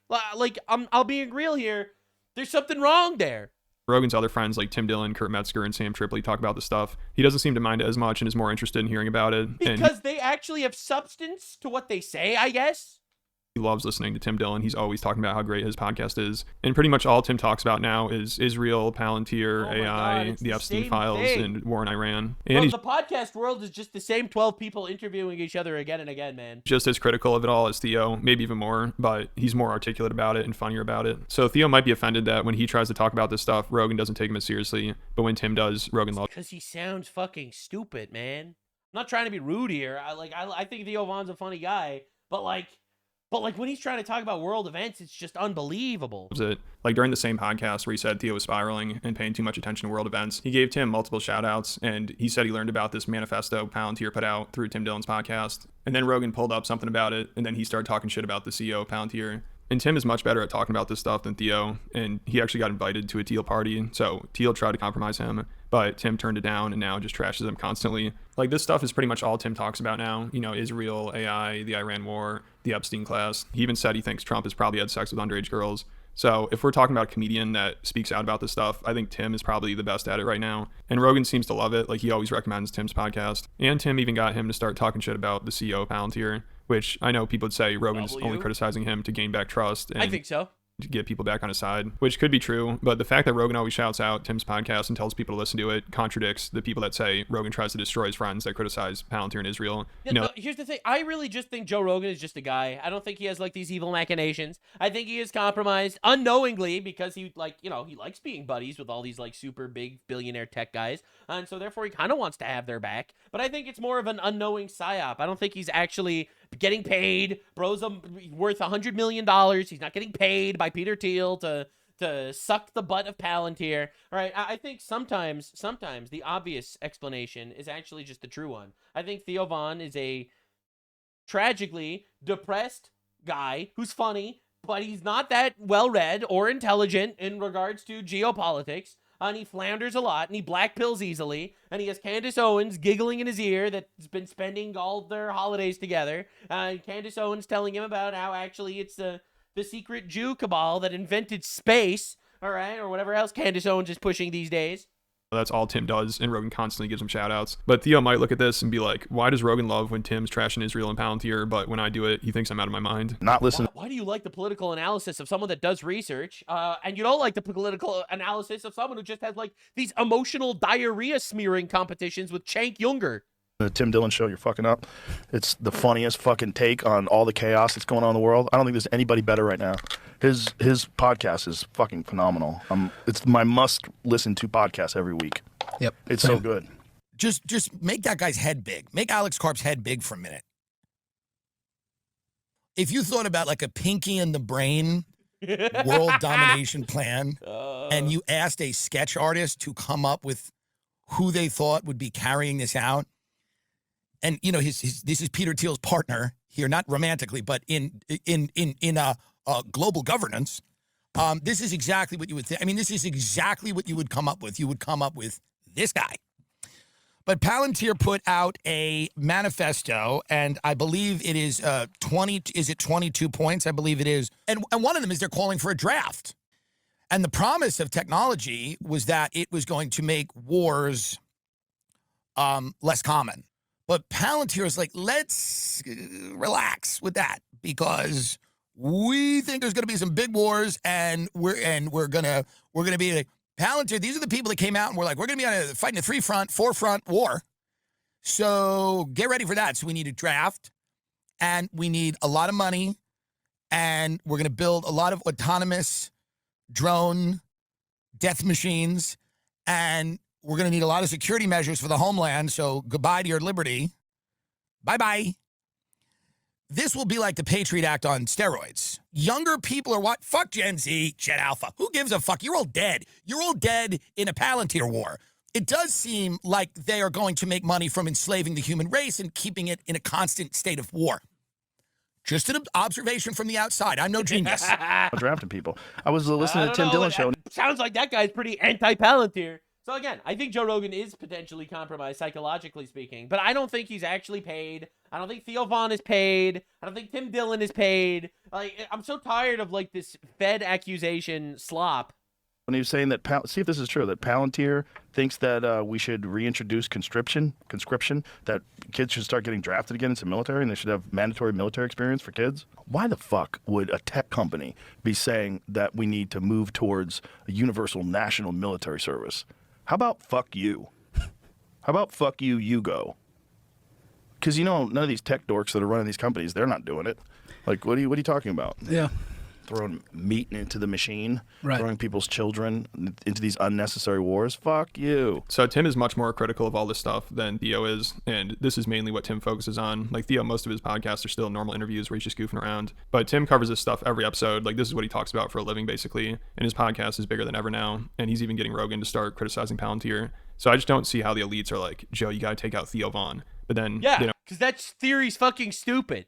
All right, and anyone who believes it is retarded. All right, low IQ barbarians creating slop content for this poor guy. I don't care that Rogan is constantly promoting Tim Dillon, who is much better at covering this stuff than Theo is, and he talks about it more often. Like, if we're talking about who's the threat to the elites, I'd say Tim is way ahead of Theo. He also used to go off on Elon Musk all the time too. I mean, he doesn't hold back. And Theo, he's interviewed Mark Zuckerberg, Sam Altman, Alexander Wang, who I think he's friends with. He also was friends with Jared Kushner. I don't know if he still is. You know, that guy, he's a big reason why I went to war with Iran. He's really close with Netanyahu and is the architect behind the plan for turning Gaza into resorts. So Theo is way more compromised than Tim Dillon is. I mean, I don't think Theo will ever criticize Jared Kushner, but Tim has whole episodes about him. Also, Theo was at Trump's inauguration and last year went to the Middle East with him, which I think he probably regrets all that. You know, I think he just got in way over his head, interviewing Trump and JD Vance twice and getting really political. I don't know if that was the best idea. Totally agree. Like, he didn't know what he was doing. He saw a big opportunity, he took it, and now he feels like, and now I think people are manipulating him to say, you got Trump elected, and Trump is in the Epstein class. all right? Because Thomas Massie released the thing. It's all one big cabal of retards vomiting in each other's mouths. Even though, I mean, this man is almost 50 years old, so he should have known better. But it seems like he was just clueless about how corrupt these people are, and now he's starting to wake up to it. Which maybe he thinks he flew too close to the sun, and now he's nervous because he personally knows a lot of these people. Like, I'd say if you're going to be criticizing Israel, Palantir, and AI, I don't know if you'd want to be hanging out with Jared Kushner, Donald Trump, JD Vance, and Mark Zuckerberg. So it makes sense that he's paranoid, but is Rogan trying to make him go crazy or take him out? I guess we'll see. No, but I think Rogan... Yeah, Rogan's not trying to take him out, okay? Like, bro, we've got to stop. I love me a good conspiracy theory. There needs to be something there. Like, this is illogical horse shit. This is like Candace Owens soap opera garbage. All right, who's buying this? Is genuinely worried about him, and everybody treats Theo like he's a wounded deer that needs their help. It's kind of cringy, but Rogan screwed up big time bringing up Theo's mental health, and maybe he didn't know this was going to happen, but... Now, of course, also all the conspiracy theorists and people are getting in Theo's ear, telling him he's being set up to be suicided. Rogan is disloyal. Oh, Dan Blazarian. This is going to be good. She's Jewish, by the way. Rogan is such a disloyal, backstabbing piece of shit for saying all this publicly, all because Theo had the courage to speak up. No, he said it could. Yeah, you're right. He is retarded for saying it publicly, but it's not because Theo had the courage to speak up. It's because he's worried about Theo, because Theo is spiraling, obviously. All right, this is coming from Dan Blazarian. I want to become president so we could go to put boots on the ground and kill Israelis, all right? Like, bro. Which, I don't know if that's going to help his mental health, but let me know what you guys think about it all down in the comments. And make sure you check out my Patreon. You know, people say Rogan doesn't criticize. Bro, it is honestly insane. Insane watching all these people just spiral out of control. Honestly, Thomas Massie losing his election is awesome, actually. I am tired, just absolutely tired of the infinite slop that these people have been peddling. No evidence, no conclusions, no resolutions, just demoralizing infinite slop and it's just unbelievable, bro. I love me some good conspiracies. I do think that there is some sort of elite group of globalist retards that are trying to, whatever, fuck our shit up. All right, with their anti-natalist infinite propaganda. I just think it's all on the left. Yeah, I do think that there's obviously some double agents and shit, but I do think the majority of it is pushing for leftist doctrine, leftist policy. And I think that the biggest threat to our country is that leftist anti-God ideology, you know? Like, people make fun of the transing the kids thing, but like, that's the most fucked up immoral shit I've ever heard in my life, right? Open borders, in every country's the same, all cultures are equal, no cultures are better than others, morality is subjective, become a feminist, don't have children, don't get married, don't make families, actually. Nothing you earn actually belongs to you. We will just let the government own it and redistribute it to Somali terrorists or whatever the fuck we do these days. This is like a very obvious material threat to our nations and cultures, and we are just getting our people riled up by infinite retard flinging. And all that does is actually weaken our current stranglehold on the culture, which we have, and it puts the dipshits that want to fucking rape us, puts them back into power. Turn us into the United Kingdom or something. No thanks. You could fuck yourself, sir.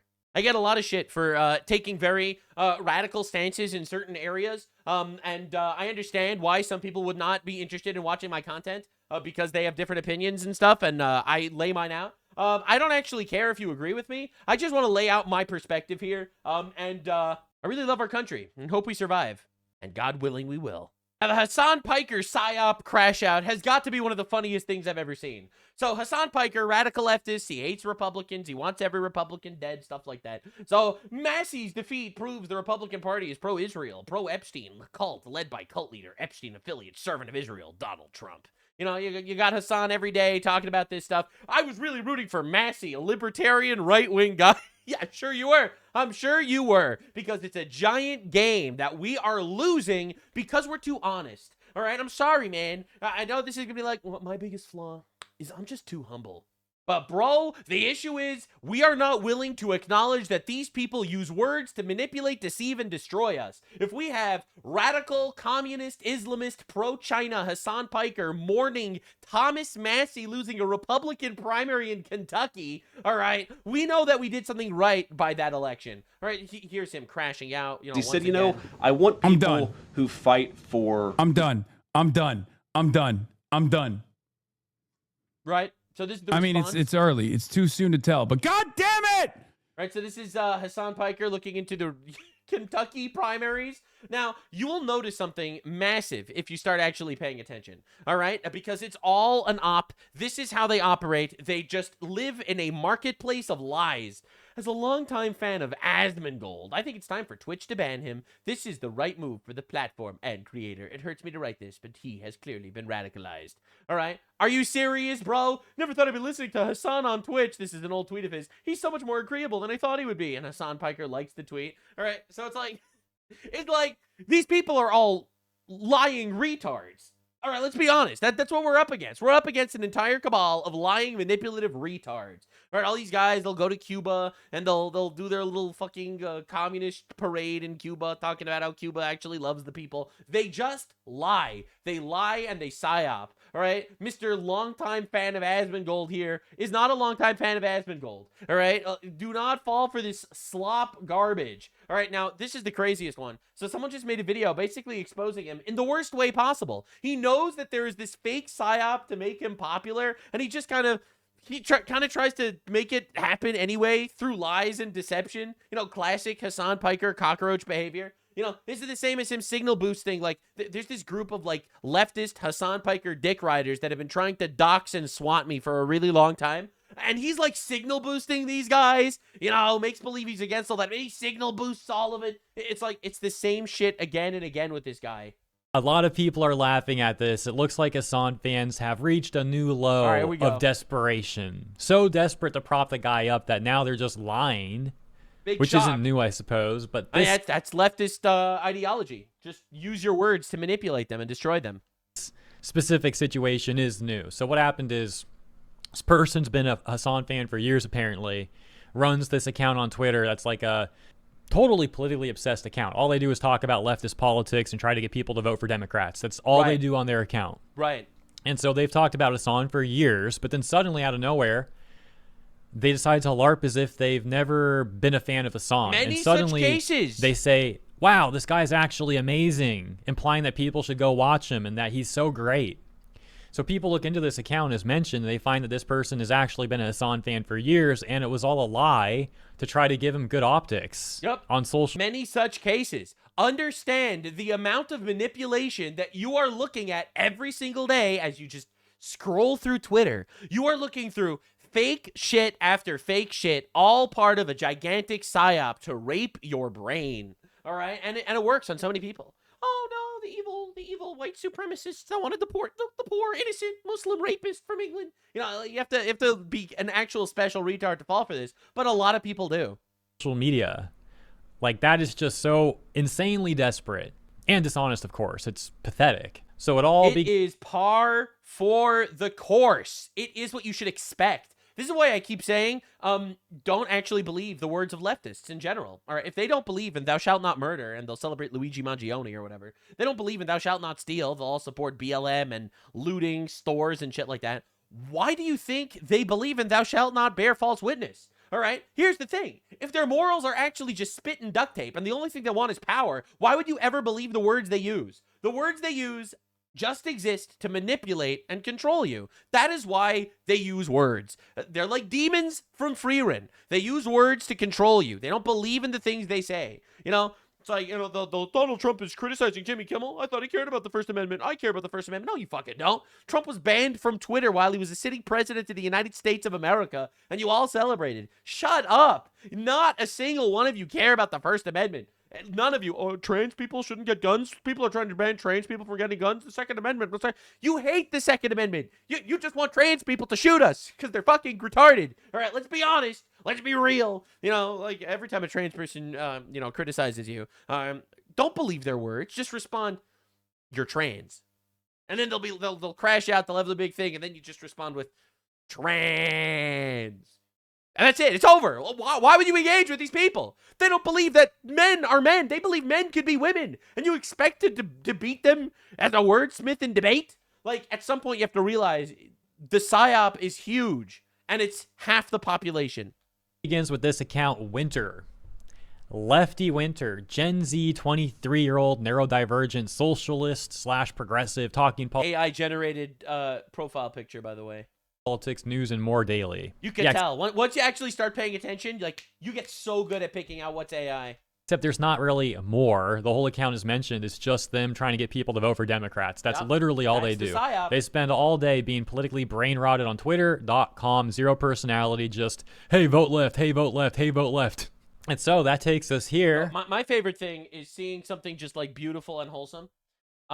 Just like something just amazing, like a dad playing with his son and the son is laughing. You know, the son caught a Pokemon for the first time and he's laughing and he's saying, I love you, Dad. Right? You just see that, and then you just go to a leftist and you show it to them and you say, the left has no response to this. It's such a fucking W every single time. You know, you see something like just adorable, something cute and adorable in nature or whatever, and you're like, well, the left has no response to this one. The aforementioned tweet, Lefty Winter saying, never thought I'd be listening to a song on Twitch. Do you know how many of these people do this? This is the new PSYOP. Right? Never thought I'd be listening to a song on Twitch from Mr. Eric. They all do the same game. It's the same game from all of these people trying their absolute best to manipulate you. He's actually more agreeable than I thought he would be. Right. Yeah, but then people look into this. They say this person is pretending not to know who Hassan is, even though they've tweeted about him several times, dating back to November 23rd, 2023. Yeah, right after Hassan Piker started supporting Hamas terrorists, this guy became a Hassan fan. On top of that, on May 1st, 2026, she posted a screenshot showing that she was following him. Believe it or not, this community note is actually pretty mild. It's even worse than that. Because if we go to the responses, for example, we can see this. Oh gosh, yeah, spoiler, not spoiler alert, but warning to your eyes in advance. But here you go. This account Balkan Mindset says, can any of you freaks be honest just for a second? No, they can't. They don't believe in honesty. They don't believe in honesty as a virtue. See, that's what I keep saying, right? I have to say something very real here. God is awesome. And if you take your ethics or your morals from God, then they are inherently powerful. But if you don't, then your morals are whatever the fuck you want them to be.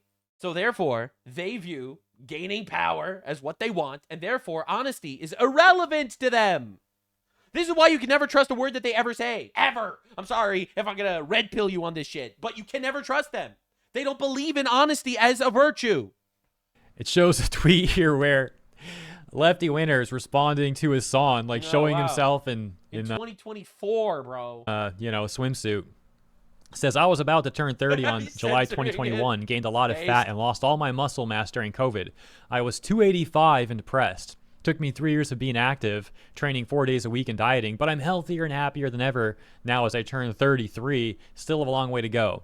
Oh, look at that. Lefty Winter says, loved both versions of you. More important that you're happy with yourself. You know she's only saying that because she's fat, right? You know that's how it works.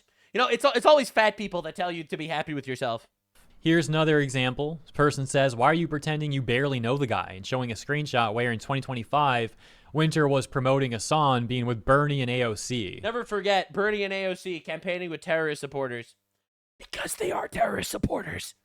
Because that's actually the ideology of the left. I'm sorry, man. That's where we're at, okay? Understand.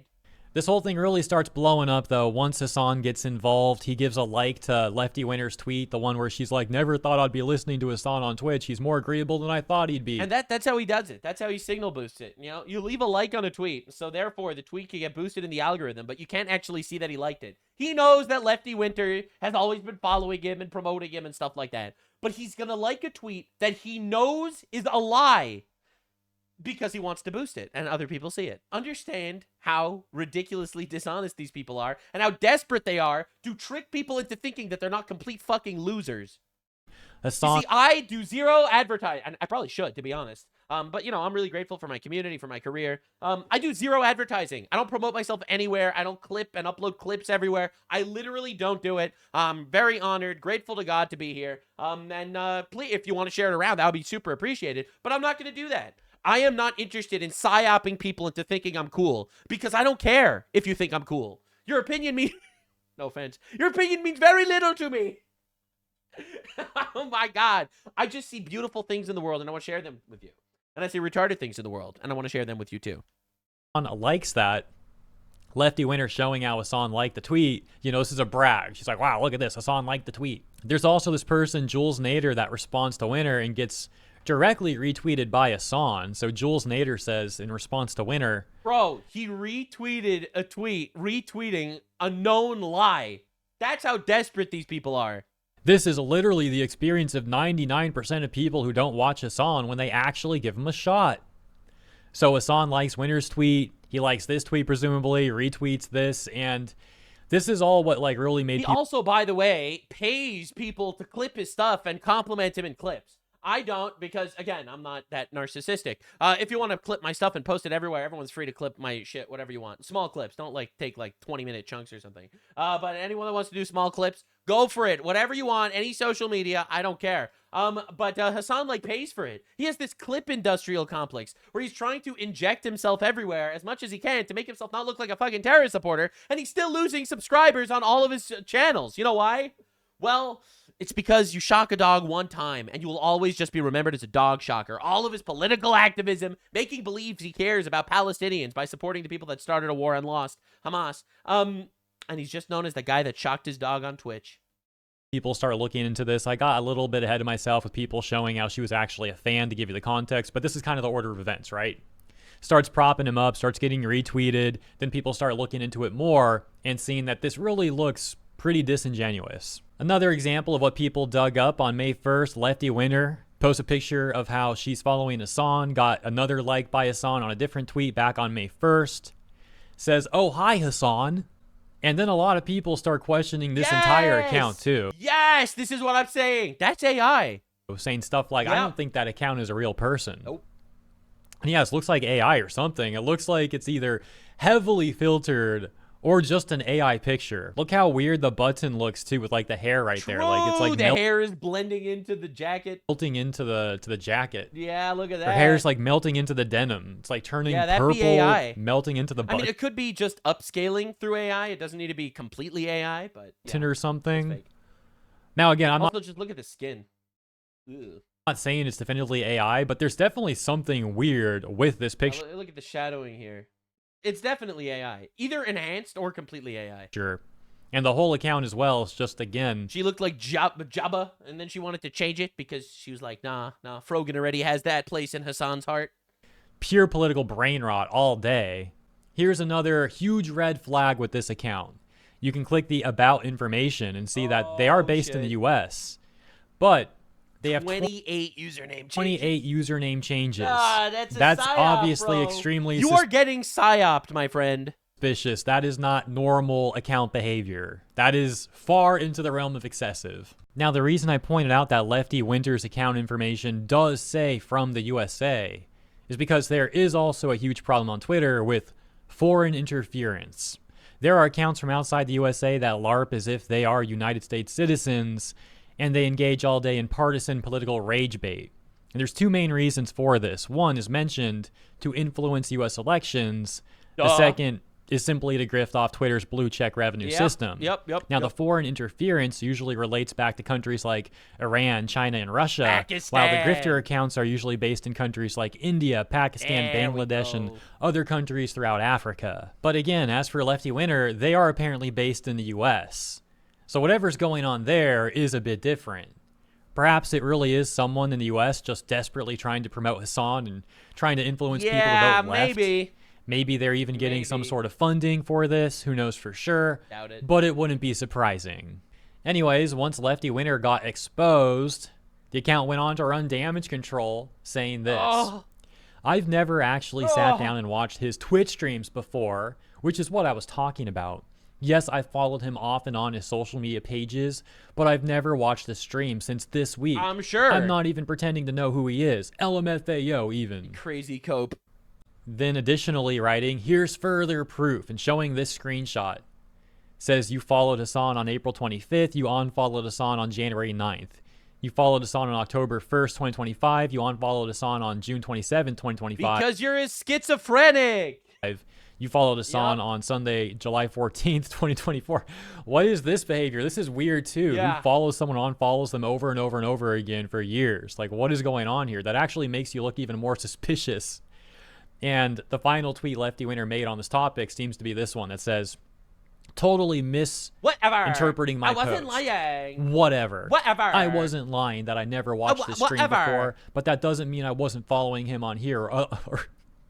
or on other platforms, dude. What I was just watching all of his YouTube videos. is this? This is such a joke, bro. Very weird behavior. Yeah. People say got caught lying and still trying to gaslight. Yep, a Hasanabi fan for sure. Bro. I swear, Daddy Hassan, I'll be a better gaslighter. They won't catch me in a lie this time. Bro. While parts of the left in the U.S. are currently trying to prop Hassan up any way they can, leftists in China recently criticized Hassan and made the argument that he's a hypocrite. It's covered by New Lines Mag that interviewed a Chinese researcher and activist China leftists turned on Hassan Piker? named Kevin Lin. Let's go. They write about how Lin calls Hassan's comments that praise the Chinese government problematic, saying that the CCP is exploiting workers and essentially making the argument that Hassan is a hypocrite for claiming to be a socialist yet praising the CCP as mentioned. But going back to the news of how Lefty Winter got exposed trying to prop Hassan up, we'll take a look at some public reception to close this out. For example, this account writing, it's actually insane how phony and how much of liars this cult is. Yep. And they think nobody will notice. True. You know, that reminds me of the Kaya incident when we were in the thick of it. Yeah. And you saw all these leftists and the LA streamer. He totally didn't shock his dog, guys. Do not believe your lying eyes. He totally didn't shock his dog, okay? Yeah, just absolute Hassan Piker destruction everywhere. It's all a cult of lies. All right, why the fuck does Hassan Piker care about a Republican primary in Kentucky? Bro, this is why everyone calls him a dog-shocking cockroach, all right? We got to get this motherfucker out of our politics. He does not share our values, obviously. We got to remove this guy immediately. Deport him, please. This slop is not welcome in American politics. This is like the low IQ barbarian slop that he's pandering to emotionally groomed retards and domestic terrorists in his Twitch stream. Sorry, bro. Get the fuck out of here. Get out of here. Everyone's buying. Everyone understands the shit. We get the game. We see the psyop. You're cooked. It's over. No one's gonna believe you. And I have to say, I am very happy to contribute to any amount of Hassan Piker reputation destruction I possibly can, because I like our country, and he doesn't. He actually wants us all to die. So fuck him. So brave of Hassan Piker, pro-Islam, to fight against the Epstein cult, the second most prolific pedophile ring ever since Islam. I want to say thank you to Miley Cyrus for showing off her camel toe at the VMAs the other night. I always knew Hannah Montana was a little fucking slut. Don't even try to hide it. Come back again next week when we discuss the legendary question of all time. Old enough to count, old enough to mount? Question mark? Yeah, get him the fuck out of our country, please. Now, the craziest thing is, I keep seeing this literally all over the place. They're constantly threatening to get us killed, all right? They're coming after decent, normal people because they want to kill us, honestly, because we don't believe that men can be women. I know, it's a pretty crazy take. Like, for example, Reddit is becoming more and more violent towards Asmongold. Their days are numbered. #1 political streamer, Asmongold, threatens trans people at the borders. No, he was stating a fact. The fact is your days are numbered. At some point, people aren't going to fall for the trans psyop. You can't cut your penis off and become a woman. You will never be a woman. Stop going into their private spaces and restrooms and stuff. You creepy, perverted morons. All right? The fetish is not going to survive. It won't. Because inevitably, you people are breeding yourself out of existence. You are ultimately euthanizing future generations of inbreds. 42% of you off yourself, okay? Literally. There is literally a higher mortality rate to being transgender than to joining the military. I'm not exaggerating. And it's actually not even remotely close. It's also freaky as heck, okay? The Bible also says that you're not welcome in the congregation of God. And the Bible keeps getting proven right or something. It's almost like it was divinely inspired. That's crazy. Yeah, so anyway, Asmongold says their days are numbered because they are. They kill themselves, man. All right, and of course the response is, I hope he gets kirked when he decides to step out of his trash-filled house. Right? The animosity towards this guy is just absolutely insane. In fact, the U.S. House just passed a bill that requires parental consent before a school can update the student's pronouns. Which sounds stupid because what the fuck does updating pronouns even mean? But it's a massive win in the direction of our culture, for sure. You know, we're moving away from, we're going to castrate your children without telling you, and now at least the parents have to know before they castrate the children. So, you know, oh, hey, we take those, I guess we take those. But the left does this thing, and they do it constantly, where they don't believe in basic reality. They're constantly at war with reality. They hate, they absolutely despise reality, well, because it debunks them on a daily basis, all right? And then they just want to kill anyone that actually tells them what reality actually is. In the saddest crash out of all time, all right, we have this guy Mtashed. He's a Genshin Impact streamer guy, all right? So he said, it's crazy how much reach this mentally ill gamer has. It's crazy. Just because you pointed out how much of a loser this guy is, you get called jealous. Guy lives alone in filth with rotting teeth and roaches, despite being a multi-generational wealth millionaire. Yeah, this guy sucks. Anyway, he got pushback on this tweet, so he made this 13-long, rambling-ass video crying and screaming about how these people are such bad influences because they tell you the truth. They tell you about reality, and reality's offensive. All right, and that's essentially what his crying, whining video is. And guess what happens after this video? Well, it doesn't go over very well because actually people do like reality. And he deleted his YouTube channel, basically. Left-wing Canadian Genshin Impact content creator nukes his YouTube channel, privating all but 2 videos. This follows an emotional, femme-coded crash-out rant where he complained about toxic masculinity, blaming people like Asmongold, Clavicular, and Adjutate for men being so mean to feminists. Predictably, he was mocked and dragged through the coals for his insanely out-of-touch rant that mocks men's challenges in life. To add insult to injury, Asmongold reacted to the video, leading to absolute annihilation of any single one of his emotionally charged feminist rants. It's not the algorithm's fault that no one takes him seriously. It's because no one wants to listen to a male feminist repeat the same tired feminist slogans everyone heard for the past 3 decades. And you know what? They didn't work. They actually didn't work, believe it or not. As you can see, people are dying. They're literally breeding themselves into oblivion. People aren't getting married. People aren't finding relationships. The women are unleashed. Completely and utterly unleashed. I'm not exaggerating, bro. You know, this is literally a Genshin Impact streamer. This is a guy who is promoting gambling to children, all right? Talking about how Asmongold's a bad role model because he talks about reality too much. Then he just released another video, no thumbnail on this video, 42 minutes, basically crying about Asmongold and Tectone and how they're bad influences, and I skipped through it a little bit. It's just so sad, man. It's just so sad. So after all of that gigantic crash out, all right, this is his explanation for why he decided to crash out on how Asmongold is just such a bad role model. I'm not saying XQC or Asmongold or Tectone does it worse or better or whatever it is, but unless you get joy out of making people rage, then it makes my brain question, well, what's the point of it? Like what do you gain from saying something like this? Or because it's true?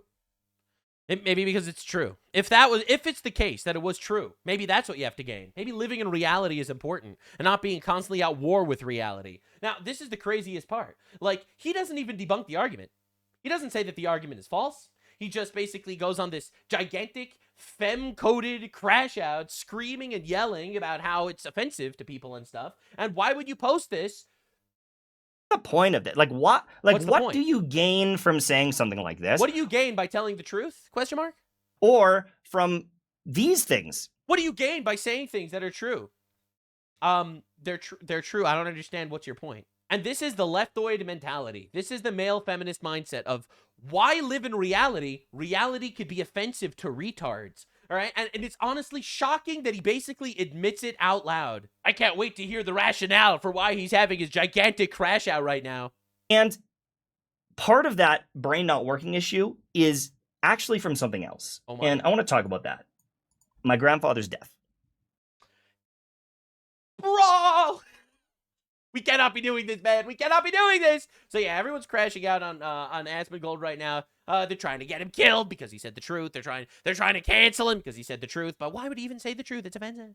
All right, so it's getting really hairy. So we've had a clip right here. This is another person trying to get me in trouble. The only reason really that I respond to this kind of stuff is because I don't want people to create a narrative that like, this is what I said. If it wasn't for that, I wouldn't even really respond because I think everybody knows what I'm trying to say. And Asmongold responds on and claims black people are genetically inferior. I said that black people are genetically inferior. I mean, this is the Elon Musk style. All right, well, let's hear the clip before we actually judge that one. No, they are genetically inferior, and socioeconomic conditions are a cope. They are.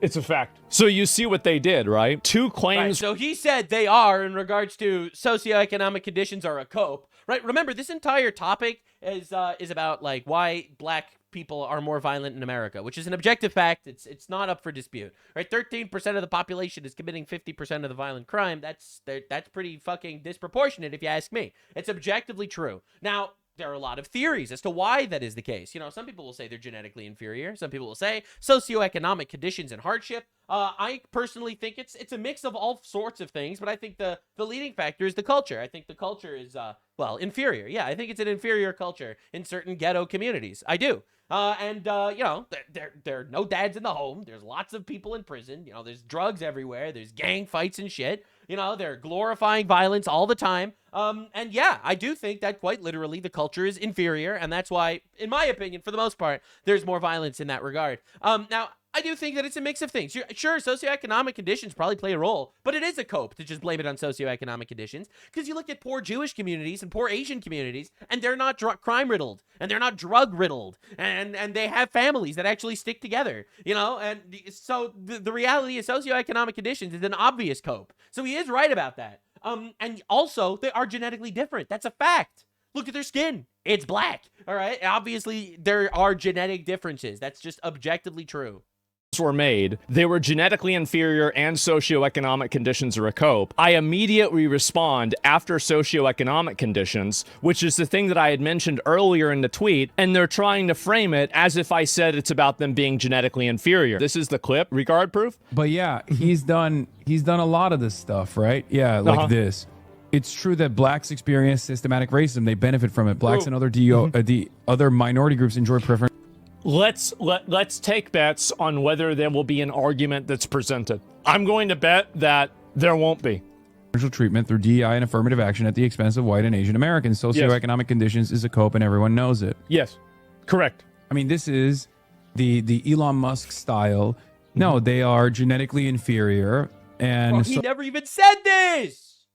They take words that you say, they throw them out, they make up a straw man of a fake argument that they make believe you hold, and then they justify killing you for it. Oh my God, it's so blatantly evil, it's crazy. Socioeconomic conditions are a cope. They are. It's a fact. So there it is. To be honest, this one borders on defamation. And this is the thing that these people do, right? They know that what I'm saying is true. I think that all of these people know that what I'm saying is true, that it's not just socioeconomic conditions. They know that they can't actually argue against any of the other factors. So what they try to do instead is they try to get anybody banned. That's right. Reality offends them, and therefore they have to make believe that reality is not real. This is the playing field that we are operating upon. We are dealing with actual inbred fucking losers that don't believe in basic reality. They think if reality is offensive, well then we should just substitute our own fake reality with what actually is real. So of course men could be women. So, you know, you have this guy crying and screaming about how, well, it's true. But why would you say it? It's offensive. It's like, okay, dude. Or if, you know, just call him a racist. Just make believe that his argument is something it isn't. Suspended or removed in order to hopefully get that person to not be able to have a conversation so they don't have to address it. It is frustrating for me. It definitely is. Look at that. Whenever you have 4.4 million views of defamation. Many such cases. Happens to me all the time. People that deliberately try to misunderstand you and then reframe what you say in a way that's completely inaccurate. And the reason why people get very angry at me is because I represent an ideology that is destructive to them. It is the idea, the radical concept that when you do something, it is your fault that you do something. Every single bad thing that happens to me, I begin from the position that it is my fault. It's not the government's fault. It's not your parents' fault. It's not your perceived mental disorders' fault. It's your fault whenever you're doing something wrong. The sooner that we can acknowledge that people's actions are their own is the first step that we can take to actually solving a problem. Yeah, but they don't actually want to solve the problem. They actually want the problem to continue, because as long as the problem continues, these people continue to vote left.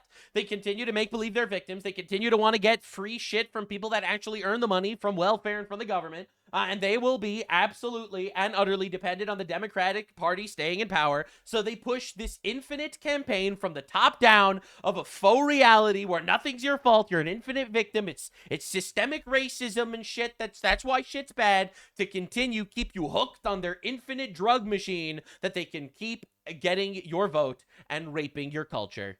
What it's about. It's what it's always been about. Now, the funny thing is, these are the real racists. All right, the leftoids, these are the real racists. It's like, oh, black people, they don't have agency or free will.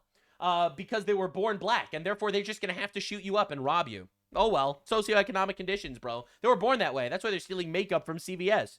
It's not like they have agency. It's not like they have the capability to not rob you, all right? Like, that's ridiculous. If I had a nickel for every time I was racist, I'd probably get robbed by a black guy, and that's because of socioeconomic...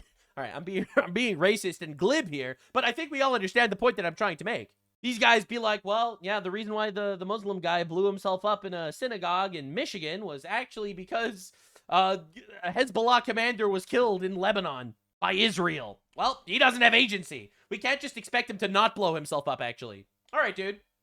Poor is an excuse to commit crimes. That's right. No one's saying it's an excuse, but it's a reason that's consistent across the globe. I completely, by the way, this is true. It's undeniable that poverty and crime are correlated. But what I'm saying is that it's not the only corollary. Obviously. Okay, yeah. Otherwise, you'd have poor communities of every ethnic group and every culture doing the same amount of crime, and that just doesn't happen. Poor Japanese people aren't robbing convenience stores. You know, poor Jews are not shooting each other in fucking Lakewood, New Jersey. It's not happening. It's just not. The culture is different. Literally, yes, people steal things because they can't afford them. It's just an insane cope. There are some people that don't steal things because they can't afford them. I know this sounds crazy. You would think that growing up in poverty would give you some empathy for their fellow human being. Bro, did you see what I saw? Did you see what I saw? I hope you saw what I saw. That's a flag it, ladies and gentlemen. The pedophile and the sex rape crime flags both in bio at the same time? Yo, the rape flag and the pedo flag. Fucking flag it over here. I do have empathy. I get it. But empathy is not obedience. Empathy is saying, yes, this is the way it was for me. I fucked up. I did it this way. And now I'm not going to do it this way anymore. That's it. I know it sounds crazy, but holding yourself accountable is a lot harder than holding other people accountable. Yeah. So, and of course, like, they'll slander you, they'll misrepresent you, and then they'll justify killing you. And, you know, honestly, let me show you why reality is actually important. So, actions do have consequences, and welcome to modern society. Dating. The most important thing, some would say. Oh, no. Modern woman. Every day you have a modern woman crash out on the internet, and for some reason, you're not allowed to embrace reality. Shames a 32-year-old bald man that she was about to go on a date with for being interested in her. This is exactly why men are withdrawing from the dating scene. I'm about to walk into a date with a 32-year-old, a bald 32-year-old. But a part of me can't help but be like, what makes you want anything to do with a little tiny girl like me? Fucking bitch, you're 35. Pervert? I'm just kidding, I don't know. You're a pervert if you want to date a girl.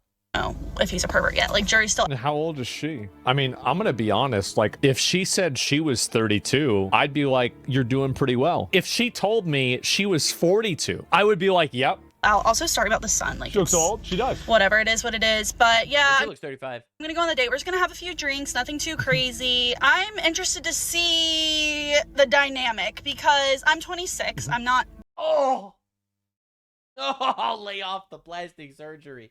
Oh, that's bad. That young, but also... You're 26? That's bad. Wow.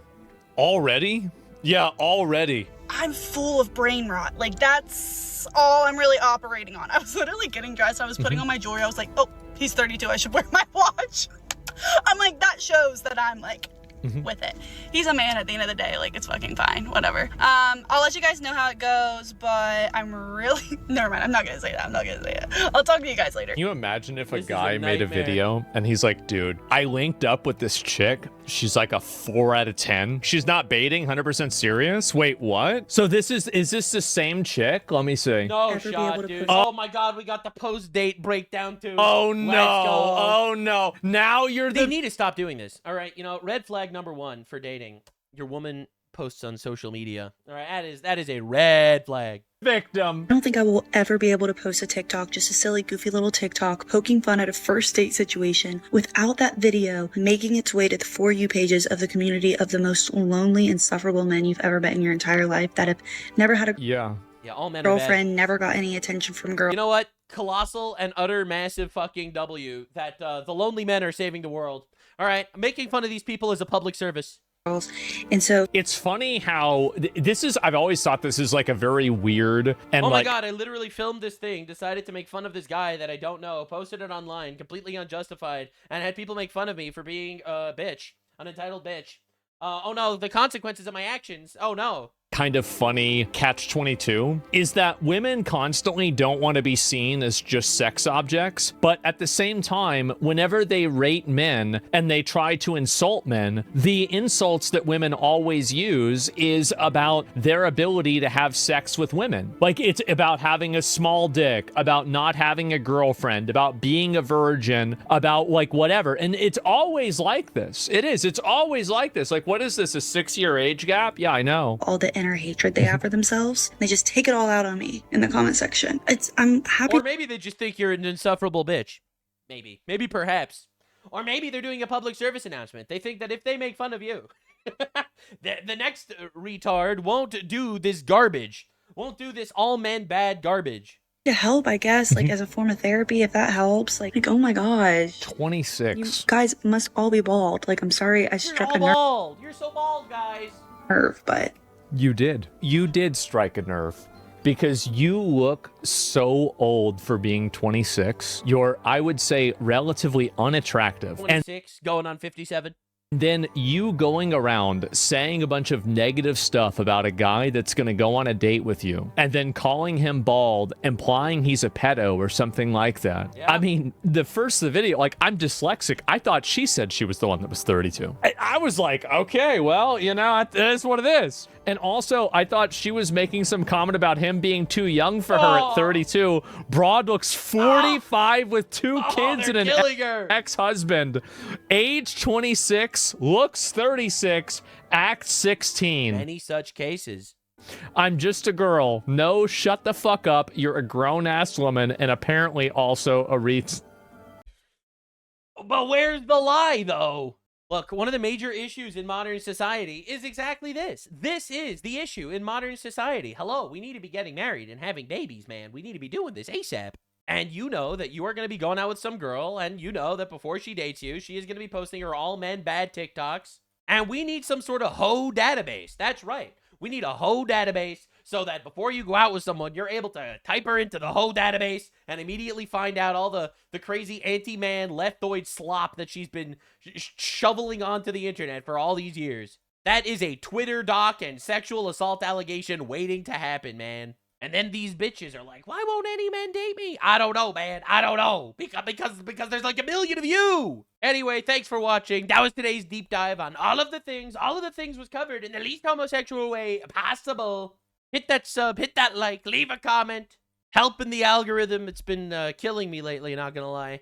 I don't know. The YouTube algorithm doesn't like talking about killing terrorists or something. But yeah, absolutely. I really appreciate all your support. You guys are amazing. Just a quick reminder, I will be away for like the next 2-3 days because of Exodus, chapter 34, verse 22. And I'll be spending it with family. It'll be awesome. Perfect timing because I'm also getting sick. So hopefully I'll be able to come back fully charged. 2-3 days off. You could survive without me. Just calling it right here. Trump is going to bomb Iran on Friday or Saturday. If that does happen, I'll try to be back Saturday night for a video. Otherwise, I might get pushed to Sunday. Appreciate all you guys. I have the best audience in the universe. Honestly, you guys are incredible. Like, I say some definitely polarizing shit out there, and I'm sure that a lot of you agree with some of the things that I say from time to time, and I respect that, and I do appreciate the pushback in the comments when I'm retarded, which, of course, I obviously am every once in a while. But you guys are awesome. You really are. Big kisses to the people. Tell your mom you love her or something, okay? Don't forget. Go tell your mom you love her today. Do it today.